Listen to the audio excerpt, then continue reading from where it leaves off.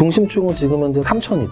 3천이고 전고점을 돌파해야지 강세장인데 당장 전고점을 돌파할 힘이 강하진 않을 것 같다. 그 이유는 앞으로 3년 내, 5년 내 정말 이 하나는 무조건 갖고 가야 되는 저는 자율주행이라고 거의 확신을 합니다. 그 이유는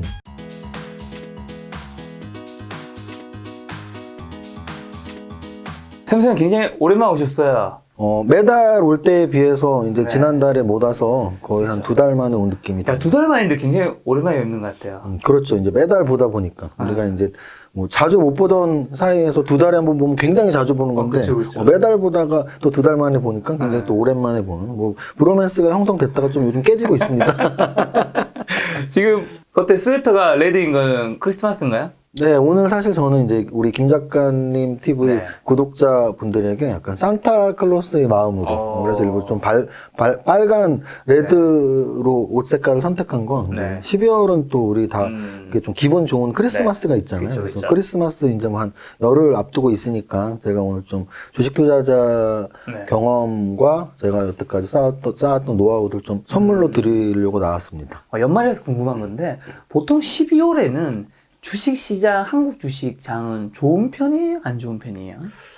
근데 그거는 사실은 이제 월별 효과라는 게 있어요. 네네. 근데 월별 효과 중에 제일 유명한 건 네. 10월 효과하고 1월 효과예요. 그래서 이제 10월 효과는 뭐냐면 네. 우리가 알고 있던 대폭락들, 뭐 대공황 때의 블랙먼데이 또는 금융위기 때의 마지막 하락들 네. 또는 심지어는 작년이었나? 이제 10월에 좀 하락이 많아요. 네. 그래서 이제 10월에 폭락이 많이 있다 보니까 주식을 뭐 11월에 사서 9월에 팔아라 뭐 이런 말이 있을 정도로 10월 폭락이 몇 년에 한 번, 막 5년에 한 번, 10년에 한 번씩 나올 때가 있고요. 또 하나 이제 1월 효과인데요. 네. 우리가 1월이 되면 다들 작심삼일이긴 하지만 그쵸. 다들 이렇게 결심을 하죠. 맞아요. 그래서 사실 1월에 책도 가장 많이 팔리고 맞아요. 결심 사업 같은 것들, 헬스장. 네, 그래서 그런 운동 뭐 이런 건데 마찬가지로 저는 재테크도 비슷하다고 봐요. 그래서 이제 재테크 안 하던 분들도 난 올해부터 주식 투자나 할까.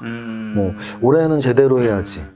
그래서 1월 달에 좀 배당락 이후에 이제 1월 달에 포트폴리오 재편하는 기관들, 외국인들 또 개인들이 자금까지 합쳐져서 1월 달에 좀 좋은 경우가 많고요. 근데 12월 달은 사실은 약간 안 좋은 경우가 좀 더 있었어요. 특히 우리 한국 증시 같은 경우는 최근 한 5년 정도는 5년 이상 원래는 대주주 양도소득세가 있었지만 굉장히 거기에 해당되는 사람이 많지 않았었죠. 근데 이제 갈수록 그 기준들이 완화된다는 표현 또는 더 많은 사람이 대상이 된다는 표현.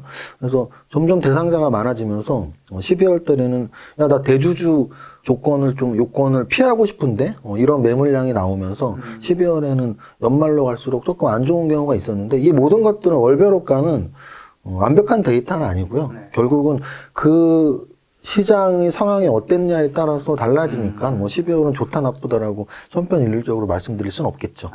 근데 또 제가 유튜브에서 보다 보니까 세무사님이 한국 주식장이 좀 안 좋아질 거를 미리 좀 잘 예측했다. 제가 이런 얘기 좀 들었습니다.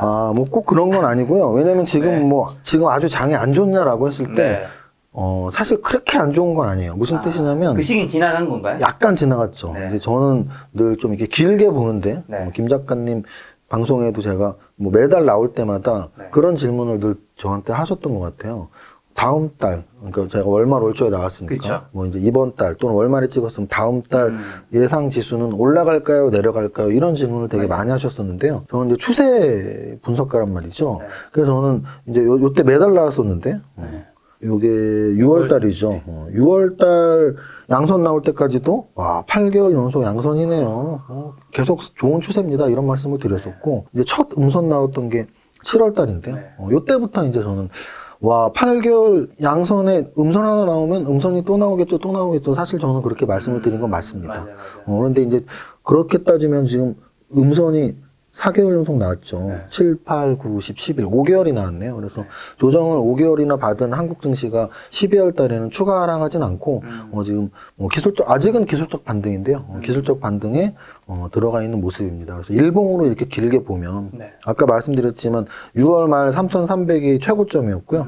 7월 달, 8월 달, 9월 달, 10월 달, 11월 달, 5달 연속 계단식 하락의 음선이 나왔어요. 그래서 언제가 바닥인지는 사실 아무도 모르니까 있으니까 네. 떨어질 땐 좀 조심해야 된다라는 걸 저는 좀 방송에서 많이 말씀드렸고요. 그 이유는 떨어질 때마다 물타기 합시다, 뭐 저점입니다는 좀 한계가 있는 게 뭐 기관들이나 외국인 또는 뭐 자신의 주식 포트폴리오의 자금이 예를 들어 총 자산이 100억인데 뭐 내 주식 포트폴리오에 한 3억밖에 없다. 그러면 30억까지 늘릴 수 있으니까 뭐 떨어질 때마다 사도 되겠죠. 그런데 제 자신의 총 자산의 대부분이 주식 계좌에 들어가 있는데 매일 물타기를 할 수는 없는 거거든요. 이미 벌써 다 샀는데 뭐 어떻게 물타기를 계속 합니까? 그래서 그런 관점에서는 저는 떨어질 때 뭐 너무 쉽게 뭐 물타기를 하라 또는 뭐 바닥이다라는 말을 좀 쉽게 드리진 않거든요. 근데 어쨌든 11월 말까지도 네. 올해 연중 최저점이었거든요. 그래서 11월 말까지도 지수는 계속 빠졌었고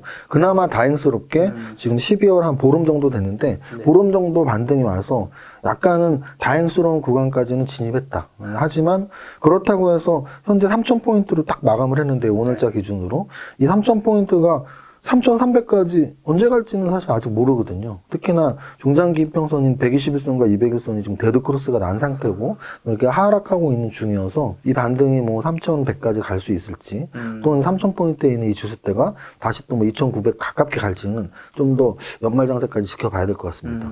자, 그럼 지금까지 장을 한번 점검해 주신 거면 네. 내년은요? 2022년.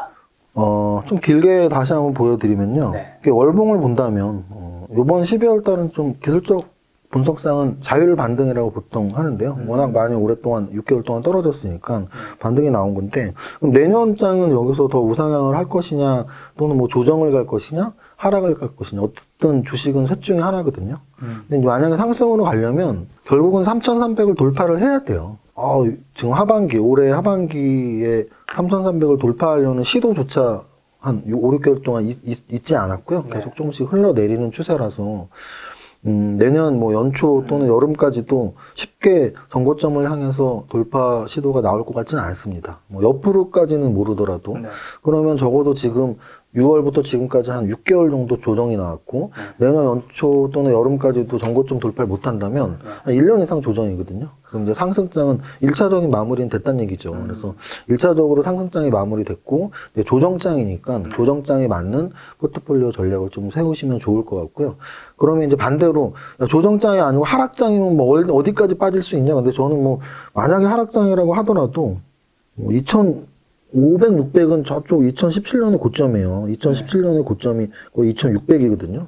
그럼 2,600 이하로 쉽게 빠지진 않을 것 같습니다. 그래서 뭐 만약에 바운더리를 보면 3,000을 중심으로 정고점이 3,300이니까 쉽게 못 돌파하면 3,200까지 올라갔다가 내려오는 정도. 또는 떨어진다 하더라도 2,600까지 떨어지기 쉽지 않을 테니까 한 2,700개 넓게 잡으면 3,000을 중심으로 한 200씩 또는 250씩 아마 대부분의 증권사가 그렇게 바운더리는 잡을 거예요. 내년에 지수 밴드는 어디냐? 뭐 2,800에서 3,200 또는 2,700에서 3,300. 근데 이건 사실은 뭐 댓글도 이렇게 달리시겠죠. 그럼 뭐 아무나 정할 수 있는 거예요. 그냥 현재 3,000에서 위아래로 10%씩 잡으면 돼요. 3,000에서 3,300과 2,700. 그럼 우리 개인 투자 잡는 거가 뭐가 다른 거예요? 다른 거 없죠. 그래서 그걸 그렇게 크게 믿지는 말라는 거예요. 그래서 어쨌든 중요한 건 중심축은 지금 현재 3,000이다. 3,000이고 정고점을 돌파해야지 강세장인데 당장 정고점을 돌파할 힘이 강하진 않을 것 같다. 그 이유는 이제 뭐 저는 차트로만 말씀드렸지만 저는 사실은 차트보다는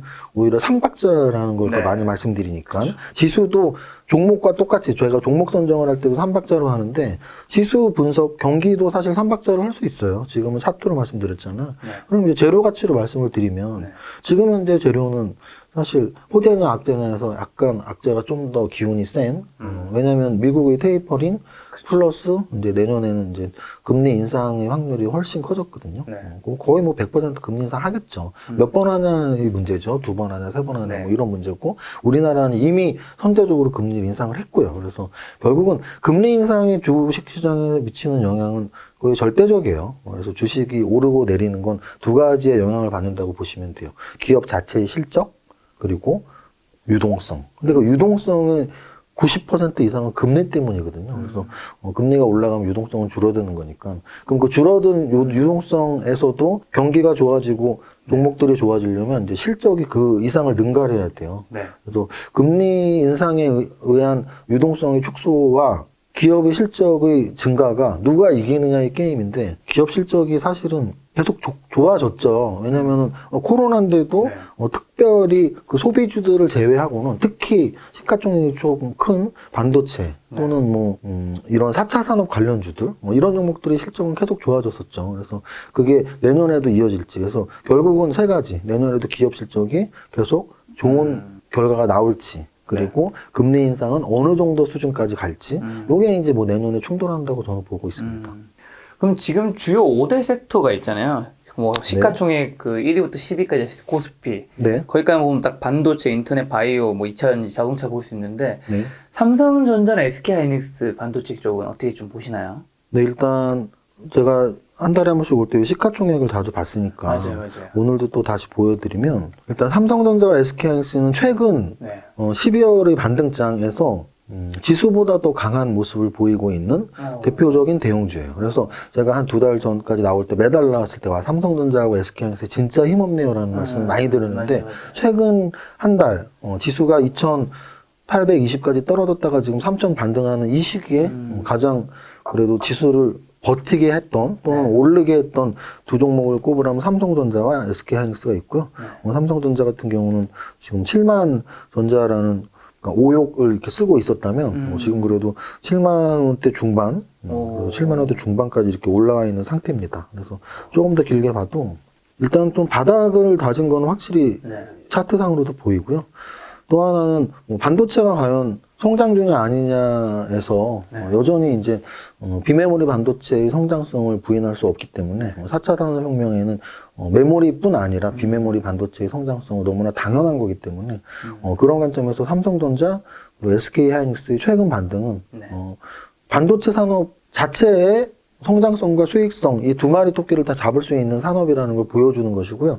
근데 이제 우리가 주식 투자자로서 그러면 삼성전자와 SK하이닉스가 상승할 때 어떤 전략을 세우는 게 좋을까라는 관점에서 저는 사실 2차 전지들이 어떻게 움직였는지를 좀 말씀드리고 싶은데요.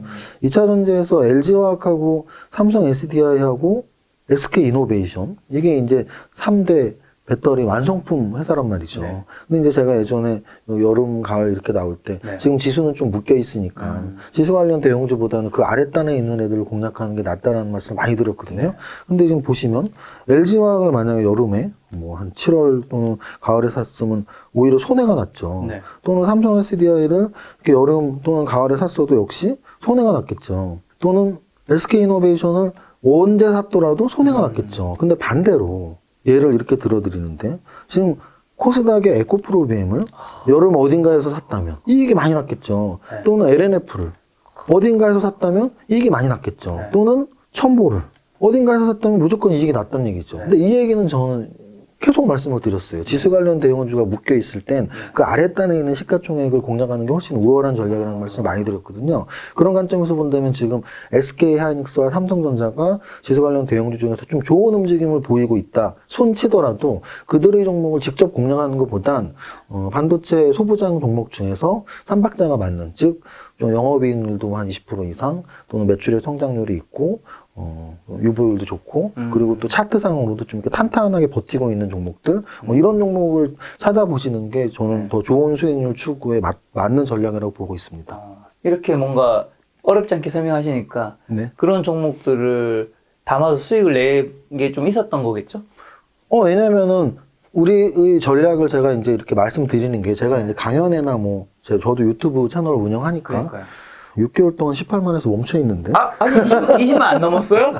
아니, 근데 그때 함께 약간 짝꿍으로 나오셨던 배지한 대표님 23만이던데? 약간 마을 18에 걸려갖고 이게 욕하는 거 아닙니다. 제 유튜브 채널 구독자 수가 정말 마을 18에다 걸려갖고 한 6개월 정도가 딱 18명 정체됐더라고요. 제 능력 부족이라고 생각을 합니다. 근데 이제 어쨌든 이렇게 어감이 안 좋으니까 좀 빨리 19만으로 넘어갔으면 한 1000명 남았습니다. 19만 넘어갔는데. 근데 이제 제가 그런 유튜브나 강연회 때 이렇게 말씀을 드리는 내용들이 뭐냐면 뭐 한 종목 어디서 받는다고 인생 절대 바뀌지 않거든요. 근데 방법을 익히면은 인생 바뀔 수 있어요. 주식 투자 잘하는 방법을 알면 계속 잘해 나갈 수 있겠죠. 그래서 제가 말씀드리는 그러면 반도체 소부장 중에 뭐 뭘 사면 돼요? 이런 거를 궁금해 하시기보단 제가 아까 말했던 그 논리의 흐름들 2차 전지 배터리 완성 배터리 3사를 사는 것보다 이런 소부장 애들을 사는 게 수익률에서 훨씬 큰 차이가 났다면 삼성전자, SK하이닉스 사는 것보다 반도체 소부장을 찾는 게 맞아. 어떻게 찾지? 제가 말씀드린 대로 차트도 좀 탄탄하고 재무제표도 좋고 비메모리 쪽에 재료 가치도 있고 이런 종목을 찾아 나가시면 6개월 후, 1년 후에 진짜 다르구나라는 걸 좀 피부로 느끼실 수 있을 겁니다. 아까 삼성전자 차트 한번 다시 볼 수 네. 있을까요? 제 주변에 다른 슈퍼게임이나 전업 투자자분들 보면 네. 삼성전자가 6만 8천 원, 6만 9천 원 이때부터는 사도 된다라는 식으로 좀 이야기를 좀 많이 하셨었는데 네. 그분들은 왜 그때는 사도 된다는 식으로 얘기를 했을까요? 혹시 세무사님은 아실까 싶어서요. 아마도 그렇게 말씀을 하셨다면, 차트나 추세 매매 쪽보다는 오히려 그 반대인 가치 투자 베이스인 분들의 확률이 높죠. 그 이유는 이제 저는 사실 성장주 투자, 추세 매매 투자 쪽으로 20년을 한 사람이고, 근데 또 말씀하신 그런 분들은 아마도 가치 투자 베이스로 10년, 20년을 하셨겠죠. 그럼 가치 투자 베이스에서 핵심은 뭐냐면 기업 가치는 정해져 있어요, 지금. 네. 근데 정해진 기업 가치가 있는데 주가는 매일매일 왔다 갔다 하죠. 그러면 가치는 여기에 있는데 가치보다 낮은 가격으로 거래되면 당연히 사야겠죠. 그렇죠. 또는 가치보다 높게 거래되면 팔아야 되겠죠. 네. 그런 관점에서 삼성전자는 연초에 9만 원일 때는 어찌 보면 가치보다 높게 올라가 있던 상태였을 것이고 또는 7만 원이 깨진 6만 원대에서는 가치보다 낮게 떨어진 상태라고 판단을 하시는 거죠. 그러면 그런 관점에서는 삼성전자 6만 원대는 사는 게 맞아라고 말씀하시겠죠. 그러니까 가치 투자의 관점은 뭐냐면 결국은 가치 대비 주가가 비싸냐 싸냐인데 가치는 픽스가 돼 있기 때문에 주가가 떨어지면 당연히 가치 대비 싸졌을 확률이 높은 거죠. 그렇죠. 그래서 싼 주식을 좋아한다 또는 가치 대비 주가가 낮은 주식을 좋아한다는 비슷한 내용이에요. 근데 이제 저 같은 추세 매매자들 또는 성장주 투자자들은 그 반대로 매일매일 주가를 갱신하고 올라가는 것들은 언제 꺾일지는 모르지만 내 몸값이 계속 올라가고 있는 거잖아요. 그럼 그 상승 추세에 내가 올라타서 어디까지가 끝일지는 모르지만 그 상승의 이익을 같이 향유하자. 이게 이제 성장주 투자 또는 추세 매매 투자라고 보시면 됩니다. 그럼 인터넷 섹터 네이버 카카오는요? 일단 네이버 카카오 같은 경우가 조금 아쉽게 흘러가고 있어요. 무슨 뜻이냐면 네이버 카카오는 삼성전자랑 SK하이닉스가 연초가 고점이었다면 네이버 카카오는 거의 여름까지도 그 시세를 올렸어요. 네이버보다 더 오래까지 카카오보다 네이버가 좀 더 오래 움직였었고 근데 이제 약간 이슈들이 이것도 역시 좀 시가총액이 이제 커져서 다른 시가총액 대형주처럼 흘러내렸다고 저는 생각해요. 왜냐하면 이슈들은 계속 나왔거든요. 사실 하반기 가을 이후에 섹터로만 봐서 가장 많이 오른 쪽은 게임하고 엔터 그리고 메타버스거든요. 메타버스. 근데 이런 4차 산업류의 종목들의 대장이라고 할 수 있는 건 사실 누가 뭐라 그래도 네이버와 카카오란 말이죠. 네이버와 카카오의 공통점은 플랫폼 사업을 하고 있고 그리고 또 게임과 또는 웹툰, 엔터 다 연결이 되어 있거든요. 심지어 네이버는 메타버스 플랫폼인 제페토를 운영하고 있고 또 카카오는 엔터, 웹툰, 게임, 카카오 게임즈까지 다 연결이 되어 있단 말이죠. 그럼에도 불구하고 안 좋네요. 네, 하반기에 게임도 다 올라가고 엔터도 올라가고 했는데 막상 네이버와 카카오는 오르지 못했다. 이것도 결국 아까 제가 말씀드린 시가총액 상위 종목이기 때문이야라는 것밖에 해석이 안 돼요. 왜냐하면 4차 산업혁명 관련주들이 사실 최근 2달 정도 가장 큰 상승을 보였는데 얘는 이렇게 죽어 있는 거죠. 시가총액 상위 종목들이 지금 조정받고 있는 시기야라고밖에는 해석이 안 되는. 저는 그렇게 보고 있습니다. 그러면 이 조정은 나중에 좀 탈출하는 건가요? 근데 만약에 지수가 좀 안정을 찾고 또는 지수가 이제 상승, 예를 들어 작년 여름이고 가을, 겨울 이 정도의 지수가 한 달에만 3%, 5%, 한 3달 연속, 5달 연속 이렇게 올라가는 시기가 온다면 그때 이제 지수 관련 대응주에서 주가 차별화가 올 거예요. 마치 작년에 네이버, 카카오가 다른 어떤 지수 관련 대형주보다 상승률이 훨씬 컸죠. 그러면 그런 지수 관련 대형주들이 올라가는 시기에 그때 네이버와 카카오가 올라갈 수 있느냐? 저는 올라갈 수 있다고 봐요. 왜냐하면 이 산업 구조의 변화라는 거 이걸 굉장히 무시 못하는 사건들이 몇 개씩 나왔는데요. 저는 또 이런 거를 또 설명드리고 싶어요. 저는 시가총액 상위 종목들을 사실 매일 봅니다. 20년 동안 매일 보니까 얼마나 분석을 여러 각도로 하겠어요. 그러면 이 시가총액 상위 종목에서 제가 요즘 보고 있는 변화는 뭐냐면 원래 탑10 안에 3개 이상의 종목을 둔 그룹은 한 개밖에 없었어요. 삼성. 네. 삼성전자가 1위고요.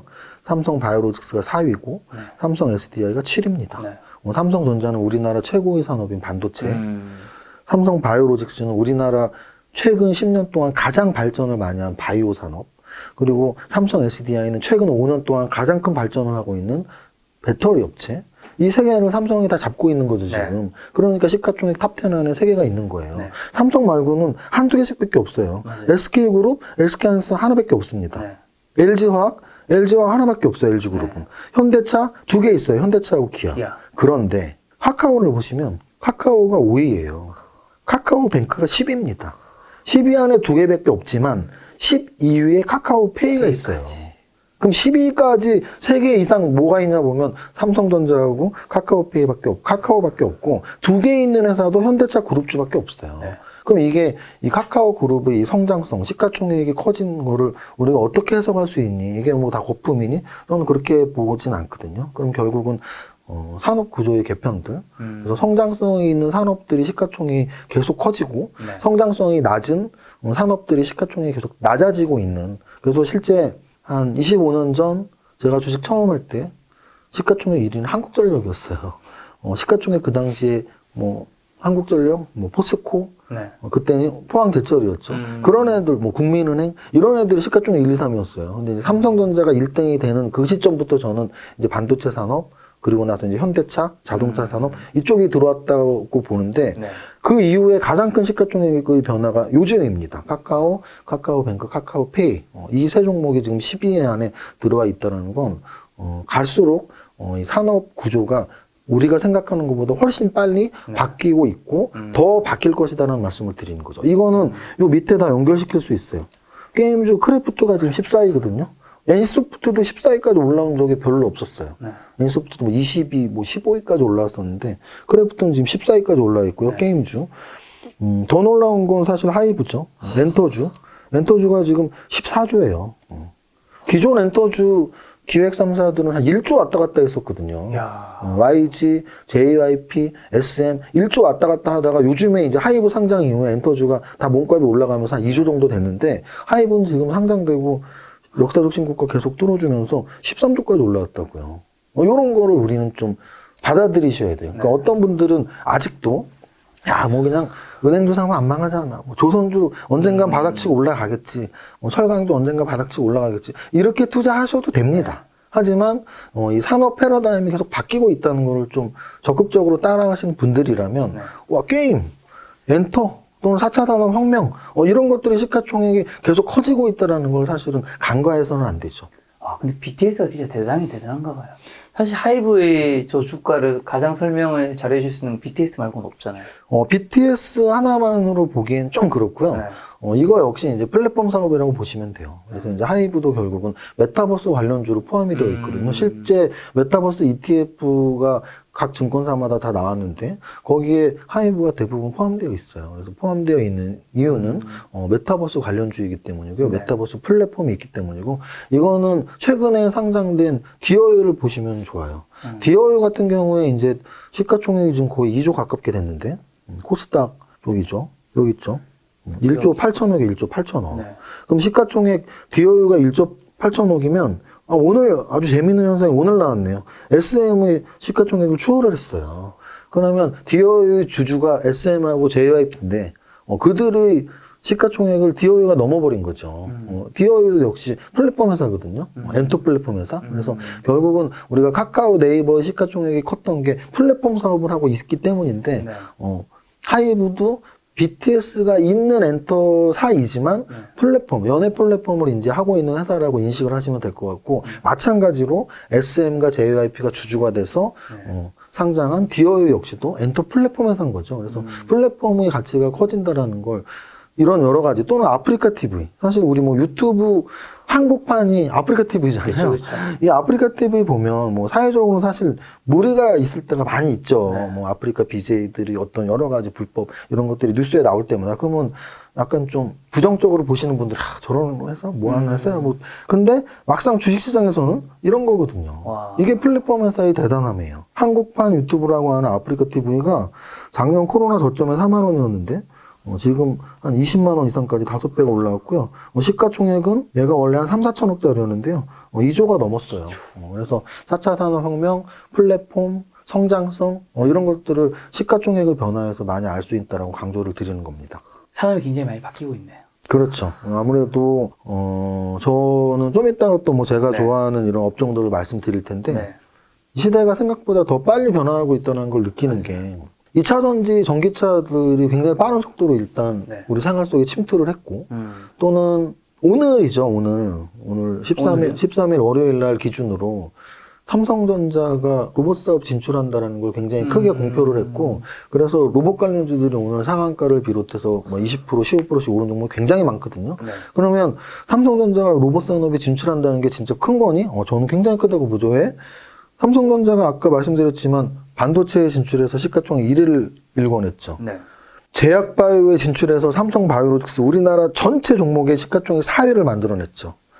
삼성 SDI가 예전 이름이 삼성정관이에요. 불안관 만드는 회사였다고요. 모니터 만드는 회사였다고. 근데 그거를 잘라내고 네. 그 전자부품 사업부를 잘라내고 배터리만 만들면서 지금 시가총액 7위까지 올라왔단 말이에요. 그러면 삼성은 뭐 이런 말 있잖아요. 나라의 정보력보다 삼성의 정보력이 더 강하고 삼성의 판단력이 더 강하다. 이런 말 많이 있잖아요. 그럼 그 강한 판단력과 강한 정보력이 삼성그룹에서 네. 반도체, 제약바이오, 2차 전지를 다 하고 있는데 또 로봇도 한다라는 거죠. 이런 거예요. 이게 바로 사업의 성장성을 어떻게 판단하느냐의 여부고 그래서 뭐 로봇, AI, 자율주행, 우주항공 이런 것들은 아마도 계속해서 우리나라의 대기업들인 삼성전자 또는 현대 또는 LG 다 비슷비슷하게 할 거예요. SK, LG, 현대차, 삼성전자는 아마 제가 방금 말씀드린 업종으로 다 들어갈 거예요. 왜? 로봇도 지금 삼성전자가 인제 처음 발표했지만 LG전자의 구광모 회장은 진작 발표를 했었고요. 그래서 실제로 LG그룹에서는 로봇 회사를 몇 개 인수를 한 것들이 있어요. 그리고 현대 같은 경우는 미국의 보스턴 다이내믹스라는 로봇 회사를 이미 인수를 했거든요. 그쵸. 그럼 현대그룹, LG그룹, 삼성그룹이 바보가 아닌 이상은 왜 그렇게 로봇 사업에 뛰어들 것이며 바이오 산업이 성장성이 있으니까 삼성 바이오로직스, SK 바이오 사이언스 왜 SK그룹 또는 삼성그룹이 뛰어들 것이며 2차 전지가 얼마나 성장성이 있었으면 LG그룹의 LG화학, 삼성의 삼성 SDI 거기다가 SK이노베이션 우리나라 3대 그룹이 다 뛰어들었죠. 그래서 저는 이 그룹사들이 신사업에 진출하는 건 분명히 그 사업의 비전을 계산하고 답이 끝났다는 얘기거든요. 계속해서 아마도 이 그룹사들은 로봇, AI, 뭐 메타버스, 자율주행 쪽으로 계속 뛰어들 겁니다. 네. 메타버스 사실 상반기였나요? 4월에서 6월이었나? 세무사님이 요즘 메타버스가 신문기사 굉장히 많이 보인다라는 이야기를 많이 해주셨는데 하반기 엄청 네, 사실 네. 메타버스 같은 경우는 연초부터 굉장히 언론에 많이 나왔던. 맞아. 그래서 연초 한 1월, 2월, 3월 달에 서점에서 메타버스 관련 책들이 좀 이렇게 떴었어요. 그리고 이제 저는 종이신문을 보는데 종이신문 보면 왜 메타버스 이야기야. 그래서 관심을 제가 한 4월 달부터 가졌는데 한 4, 5월, 6월 달에 한번 탁 떴다가 여름에 좀 조정을 받았죠. 네. 근데 여름에 조정을 받았는데 한 9월, 10월부터 한 2-3달 동안 종목 따라 수익률이 달라지지만 어떤 종목들은 지금 뭐 5배, 10배씩 올랐거든요. 그러면 그 10배 오르는 게 가치 투자적 관점에서는 가치 대비, 가치는 여기 있는데 10배가 오르는 게 말이 안 되잖아요. 가치 대비는 너무나 많이 거품처럼 올랐지만 이제 성장성을 가치로 평가하기는 쉽지 않거든요. 어떤 일이 벌어질지 아무도 모르니까 그 가치 평가는 쉽지 않아요. 그래서 가치로 분석되지 않는 미래 산업들에 대한 이 멀티플 곱하기는 사실은 일반 현재 우리가 눈에 보이는 산업과는 완전 확연히 다르다라는 걸 주식시장은 매번 보여주고 있는 거죠. 자, 세 번째는 바이오 섹터, 삼성 바이오로직 셀트리온이죠. 바이오는 사실은 네. 코로나랑 직접적으로 연관 있는 종목들 말고는 많이 죽어 있는 상태입니다. 그쵸. 그건 대형주만 봐도 알 수 있는데요. 이게 삼성 바이오로직스인데 네. 뭐 월봉으로 이렇게 변환을 해도 최근 한 1년 동안 거의 상승률이 없어요. 코로나 저점이 74만 원인데 지금 오늘 종가가 87만 원이니까 뭐 거의 뭐 코로나 저점보다 2배도 못 오른 게 삼성 바이오로직스고 그리고 셀트리온 같은 경우는 오히려 코로나 저점보다 떨어져 있어요. 코로나 저점이 지금 작년 여기니까 20년, 코로나 저점보다는 조금 올랐구나. 코로나 저점 대비는 올라 있지만 지금 고점 대비 거의 뭐 반토막 가깝게 나 있는 상태거든요. 고점이 40만 원이었는데 지금 20만 원까지 거의 빠져 있잖아요. 네, 그래서 시가총액 상위 종목들이 이렇게 반토막 나는 게 쉽지가 않은데 네. 그래서 제약바이오는 삼성바이오로직스랑 셀트리온에서 알 수 있듯이 지금 좀 약간 정체 구간이다. 근데 다만 제약바이오 중에서 코로나 치료제 또는 코로나 백신과 직접적으로 관련 있는 몇몇 종목들만 4배, 5배, 10배씩 올라간 거지 전체적으로 제약바이오 산업은 지금 좀 정체 중입니다. 마지막은 현대차 기아에 있는 자동차 쪽이죠. 저는 사실 완성차는 조금 애매해요. 현대 기아가 앞으로 얼마나 더 강하게 갈지는 지금 차트는 사실은 강한 위치는 아니거든요. 네. 현대차, 기아, 그리고 현대모비스까지. 네. 근데 저런 거죠. 2차 전지 배터리가 못 가더라도 그 소부장들이 잘 가는 것처럼 지금 요 현대차, 기아차, 현대모비스가 못 가더라도 이 자율주행 쪽에서는 지금 계속 움직임이 나오고 있거든요. 그 이유는 우리 다 알고 있는 애플카 또는 인텔, 뭐 아마존 다 지금 자율주행에 다 한 달씩 걸치고 있단 말이에요. 이거는 먼 미래가 아니고요. 일단 100% 올 미래예요. 자율주행은 무조건 100%올 미래예요. 왜냐하면 제가 10년 전에 차를 샀고, 뭐 5년 전에 샀고, 뭐 1년 전에 샀던 이 차들의 기능이 계속 달라지고 있거든요. 네. 그러면 이거는 앞으로 또 3년 후, 5년 후, 10년 후에는 정말 자율주행, 완전 자율주행, 운전자가 없는 세상, 그냥 뒤에서 책 보고 있고 메타버스로 화면을 즐기고 있는 그런 시기가 온다는 얘기죠. 그래서 저는 자율주행 관련 섹터를 굉장히 중요하게 보고 있고요. 대형주는 당연히 완성차죠. 네. 근데 이제 대형주가 아닌 쪽에서는 그 자율주행의 각각의 기능들, 예를 들어 AI일 수도 있고, 또는 어떤 디스플레이 화면일 수도 있고, 카메라일 수도 있고, 이런 관련 산업들에 좀 관심을 가질 필요가 있다고 생각하고 있습니다. 그럼 자율주행의 대빵인 테슬라는요? 테슬라 같은 경우는 지금 미국 시장에서 사실 시가총액 순위가 계속 올라가고 있어요. 그래서 뭐 조정을 받고, 야, 이제 진짜 끝난 거 아니야? 그러니까 이게 이제 제가 말씀을 많이 드리는, 야, 물리더라도 성장주에 물려라라는 말 진짜 많이 말씀드리는데요. 맞아. 3년 전에 예를 들어 삼성 SDI 그때도 2차 전지 대장주였거든요. 네. 근데 3년 전에 삼성 SDI 막 2차 전지 때문에 올라가다가 물렸어. 근데 지금 그때보다 또 2배, 3배 더 올랐거든요. 카카오, 네이버 뭐 3년 전에 물렸어. 근데 그때보다 또 3배, 4배 올라가 있거든요. 그래서 성장주에 물리는 것은 그 성장주가 끝나지 않았다면. 네. 근데 이제 테슬라의 성장이 아직 안 끝났다라고 대부분 보고 있는 이유가 아직 전기차의 이 구매율이 이렇게 아직은 뭐 20% 내외, 15%, 20% 내외, 뭐 아직 절반도 안 됐고, 네. 뭐 우리 주변에 전기차 타는 사람이 절반이 안 돼 있잖아요. 그리고 또 하나는 이 미래의 차들은 연료의 미래화는 뭐 전기차, 수소차지만 주행의 미래화가 훨씬 중요한 거고 말씀하신 것처럼 주행의 미래화, 자율주행에서 테슬라가 압도적으로 현재 1위의 기업이기 때문에 그 성장성까지 본다면 아직 성장이 멈췄다고 보기 힘들죠. 당연히 미국 주식 하시는 분들이라면 충분히 가치가 있고 관심 가질 필요가 있다고 보고 있습니다. 누군가 그런 얘기 하시더라고요. 테슬라가 자동차의 애플 같은 것처럼 그런 플랫폼에 다 독차지해서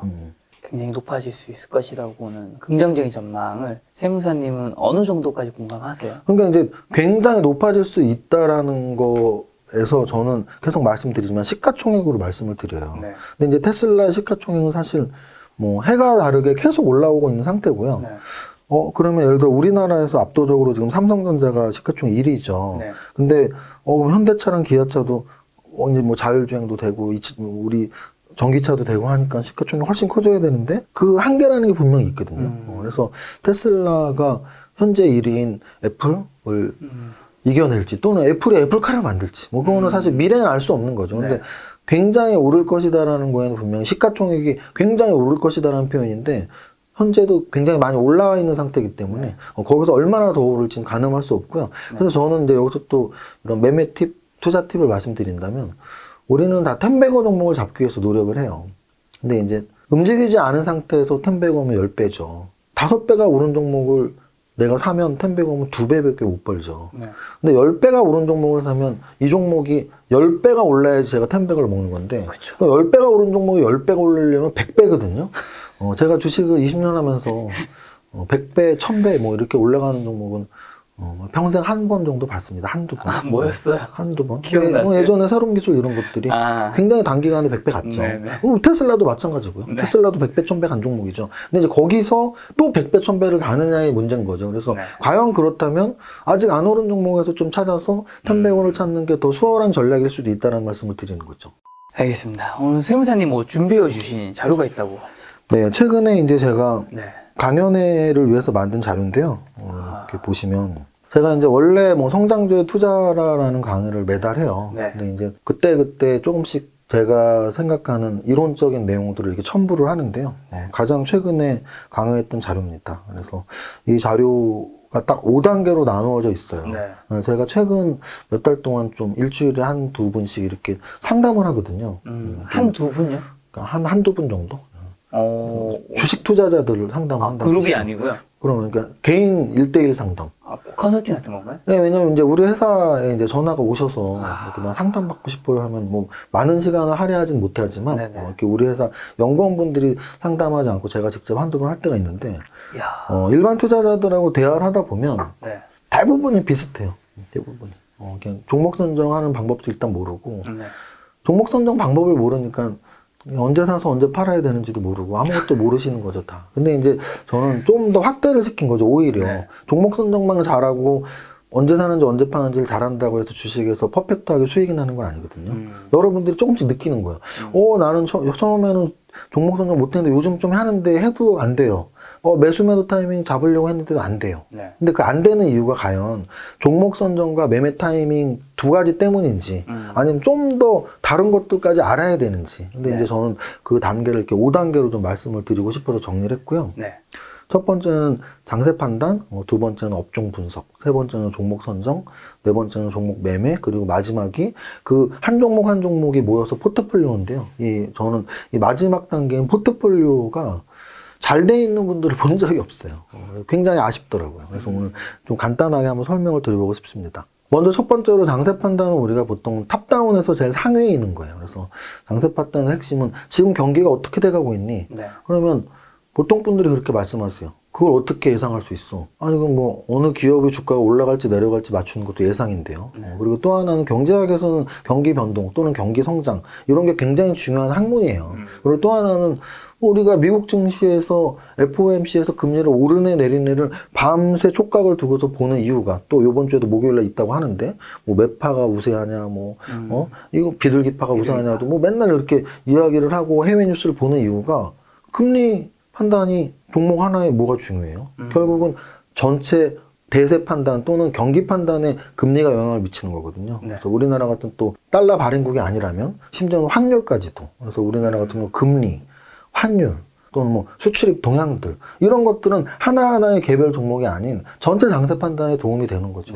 그래서 저는 장세 판단을 가장 먼저 해야 된다는 얘기를 하고 싶고요. 또 하나는 장세 판단을 하는 연습을 하다 보면 시장을 좀 전체적으로 보게 돼요. 종목 하나하나만 보면 내 종목이 제일 이쁘죠. 그쵸. 근데 결국은 최종적으로 하면 그 종목을 나만 혼자 짝사랑하는 거죠. 나만 좋아하는 종목에 이렇게 좀 폭 빠져서 왜 내 거만 안 올라가지? 뭐 이렇게 짝사랑을 하게 될 확률이 높은데요. 탑다운으로 시장 전체를 보고 업종을 보고 종목을 보면 시장이 좋아하는 종목이 무엇인지를 알게 되거든요. 그래서 저는 탑다운의 중요성은 그런 것이다. 경기 변동을 정확히 맞추진 못하더라도 금리가 올라가는지 내려가는지 뭐 인플레이션이 있는지 왜 금리를 올리려고 하는지 인플레이션이 있으니까 올리려는 거거든요. 그럼 인플레이션은 뭔지 현재 고용은 어떤지 또 우리나라 같은 수출국들은 수출이 잘 되고 있는지 이런 전체 경기 동향을 좀 보자라는 뜻입니다. 그래서 탑다운을 하면 좋은 점은 뭐 통찰력도 생기고 근데 이제 가장 더 좋은 걸 뭐라고 생각하냐면 포트폴리오 구성 능력이 좋아져요. 근데 이거는 이따 5단계 마지막 단계에서 포트폴리오 구성 능력을 제가 말씀드릴 거니까 간단히 말씀드리면 전체적으로 업종부터 보면은 업종별 분산을 생각을 하게 돼요. 근데 업종으로 안 보고 종목만 보면 종목별 분산을 하거든요. 근데 업종별 분산과 종목별 분산은 천지 차이예요. 내가 만약에 세 종목을 사요. 한 1억 있으니까 한 3천만 원씩. 근데 그 세 종목을 사는데 LG화학, 삼성 SDI, SK이노베이션을 샀다? 이거는 세 종목을 산 게 아니에요. 하나의 업종에 산 거예요. 그러면 적어도 내가 1억으로 세 종목을 산다면 세 개의 업종 내 서로 다른 종목들로 구성하는 게 포트폴리오 분산 이론의 핵심이거든요. 그 포트폴리오 분산을 하려면 당연히 탑다운으로 접근하는 방법밖에 없죠. 업종을 먼저 봐야 되니까. 두 번째는 그러면 업종은 그럼 어떻게 볼 것이냐예요. 업종 공부는 어떻게 할 거냐. 저는 첫 번째는 증권사 리포트라고 봐요. 왜냐면 증권사 리포트는 제가 방송에서 여러 번 말씀드렸지만 이런 분들이 있어요. 증권사 그 종목 뭐 팔아먹으려고 하는 거 아니야. 뭐 예전에 실제 그랬을지 몰라도요. 뭐 금감원의 규제가 굉장히 심해지고 있고 네. 또 하나는 만약에 그런 걱정이 있다면 종목 안 보시면 돼요. 산업 리포트만 보시면 된단 말이에요. 그래서 적어도 증권사 리포트에서 산업 리포트는 꼼꼼히 좀 챙겨보시고요. 특히 여러분들이 갖고 있는 종목 또는 여러분들이 관심 있는 업종이 나온다면 꼭 즐겨보시고 또 하나는 이렇게 증권사 리포트 산업 분석을 보다 보면 요즘 무엇이 핫한 성장 산업인지를 알 수 있어요. 약간 사양 산업은 리포트 잘 안 나옵니다. 여러분들 뭐 은행업 리포트 자주 보셨나요? 근데 요즘 보면 게임 업종의 리포트들 또는 메타버스 리포트들, 2차 전지 리포트도 굉장히 많이 나오거든요. 그게 바로 산업의 흐름의 변화를 애널리스트들이 먼저 읽어주는 거거든요. 근데 그거를 굳이 안 볼 필요 없죠. 공짜인데. 그래서 증권사 리포트를 좀 평소에 좀 보시면 좋고. 뉴스도 마찬가지예요. 이렇게 뉴스도 저는 종이신문까지 보는데 그 신문을 이렇게 보다 보면 제목만 봐도 요즘 어떤 게 핫한 산업이라는 걸 금방 알 수 있어요. 저희가 올해 장담하는데 1년 동안 종이신문 본 단어에서 가장 많이 본 게 메타버스예요. 그리고 그 다음 ESG, 최근에는 NFT, 게임. 그 흐름대로 지금 산업들이 흘러왔거든요. 2차 전지가 굉장히 강했고, 그 다음 게임이 강했고, 엔터가 강했고, 메타버스가 강했고. 그래서 신문 뉴스를 자주 보다 보면 제목만 봐도 어떤 산업이 좋은 흐름을 갖고 있는지 알 수 있다. 그 다음에 이제 세 번째 단계예요. 내가 업종을 선택했어요. 만약에 난 반도체가 좋은 것 같아. 오케이. 그럼 이제 반도체 중에서 어떤 종목을 살 것이냐의 문제잖아요. 이게 이제 종목 선정이고요. 저는 종목 선정은 제가 쓴 책 제목에도 나와 있지만 저는 3박자로 분석하자고 말씀을 드리고 3박자는 나아가서는 그냥 다박자란 뜻이에요. 내가 할 수 있는 모든 분석을 다 하자란 뜻입니다. 이 세상의 주식 투자자들 중에 어떤 분들은 재무제표를 봐요. 그럼 당연히 재무제표 봐야죠. 어떤 분들은 차트를 봐요. 당연히 저도 차트 보면 좋잖아요. 어떤 분들은 매일매일 재료를 검색해요. 저도 재료 보면 되잖아요. 어떤 분들은 외국인 기관 매매 동향을 봐요. 저는 외국인 기관 매매 동향 보면 되잖아요. 그래서 세상의 모든 사람들이 투자하는 그 기법들을 따로 다 하면 돼요. 다 해서 종합평점을 내리는 거죠. 이 종목은 재무제표는 80점, 재료는 90점, 차트는 85점. 야, 평균 85점? 높은데? 야, 얘는 차트는 100점인데 재무제표는 적자야, 빵점? 안 사면 되잖아요. 또는 재무제표는 100점인데 차트 보니까 뭐 한 3년 동안 움직이지도 않아. 재료도 하나도 없어. 그럼 그거 사봐야 재무제표 아무리 좋아도 재료 없고 차트 재미없으면 안 움직여요. 앞으로 3년 동안 또 안 움직일 수도 있어요. 그래서 저는 3박자를 다 분석하자라고 말씀을 드리는 편입니다. 그래서 만약에 이 3박자 중에서 재무제표를 안 보면은 어떤 함정에 빠지냐면 가장 큰 함정, 내 계좌가 빵원이 될 함정에 빠지죠. 왜? 계좌가 빵원이 된다는 얘기는 차트를 잘못 봤다고 또는 뭐 재료가 없는 정말 기어가는 종목을 샀다고 내 계좌가 빵원이 되지 않아요. 계좌가 빵원이 된다는 얘기는 적어도 단계가 있는데요. 유상증자에 걸리고 감자에 걸리고 관리 종목에 걸리고 마지막에 이제 상장 폐지까지 걸려버리면 만약에 몰빵까지 했다면 제 계좌는 빵원이 되죠. 그래서 재무제표는 일단 기본적으로는 무조건 봐야 된다라고 말씀을 드립니다. 근데 차트를 안 보면 어떻게 되니? 아니 재무제표 좋고 재료 좋아요. 막 재료가 엄청 좋은 재료가 나왔어. 그리고 이제 막 듣는 거죠. 와, 저 재료는 진짜 좋은 거구나. 딱 사죠.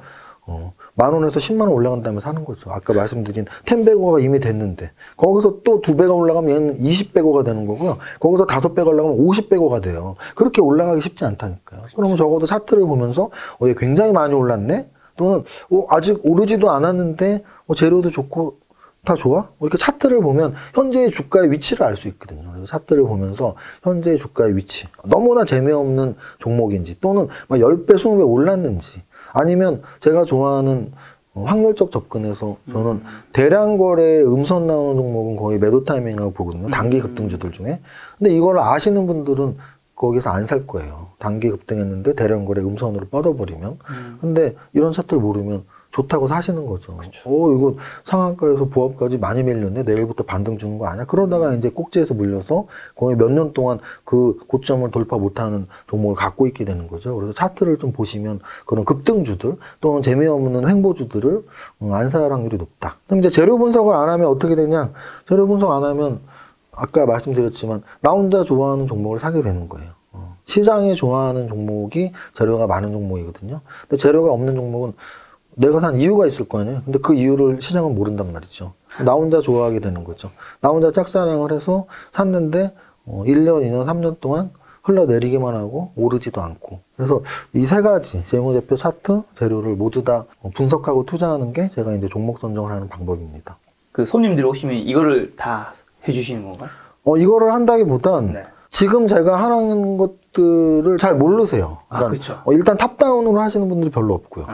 업종별 분산 이런 거 아예 모르고요. 네. 또는 이 부분, 매매 타이밍에 대해서 제일 관심이 많으세요.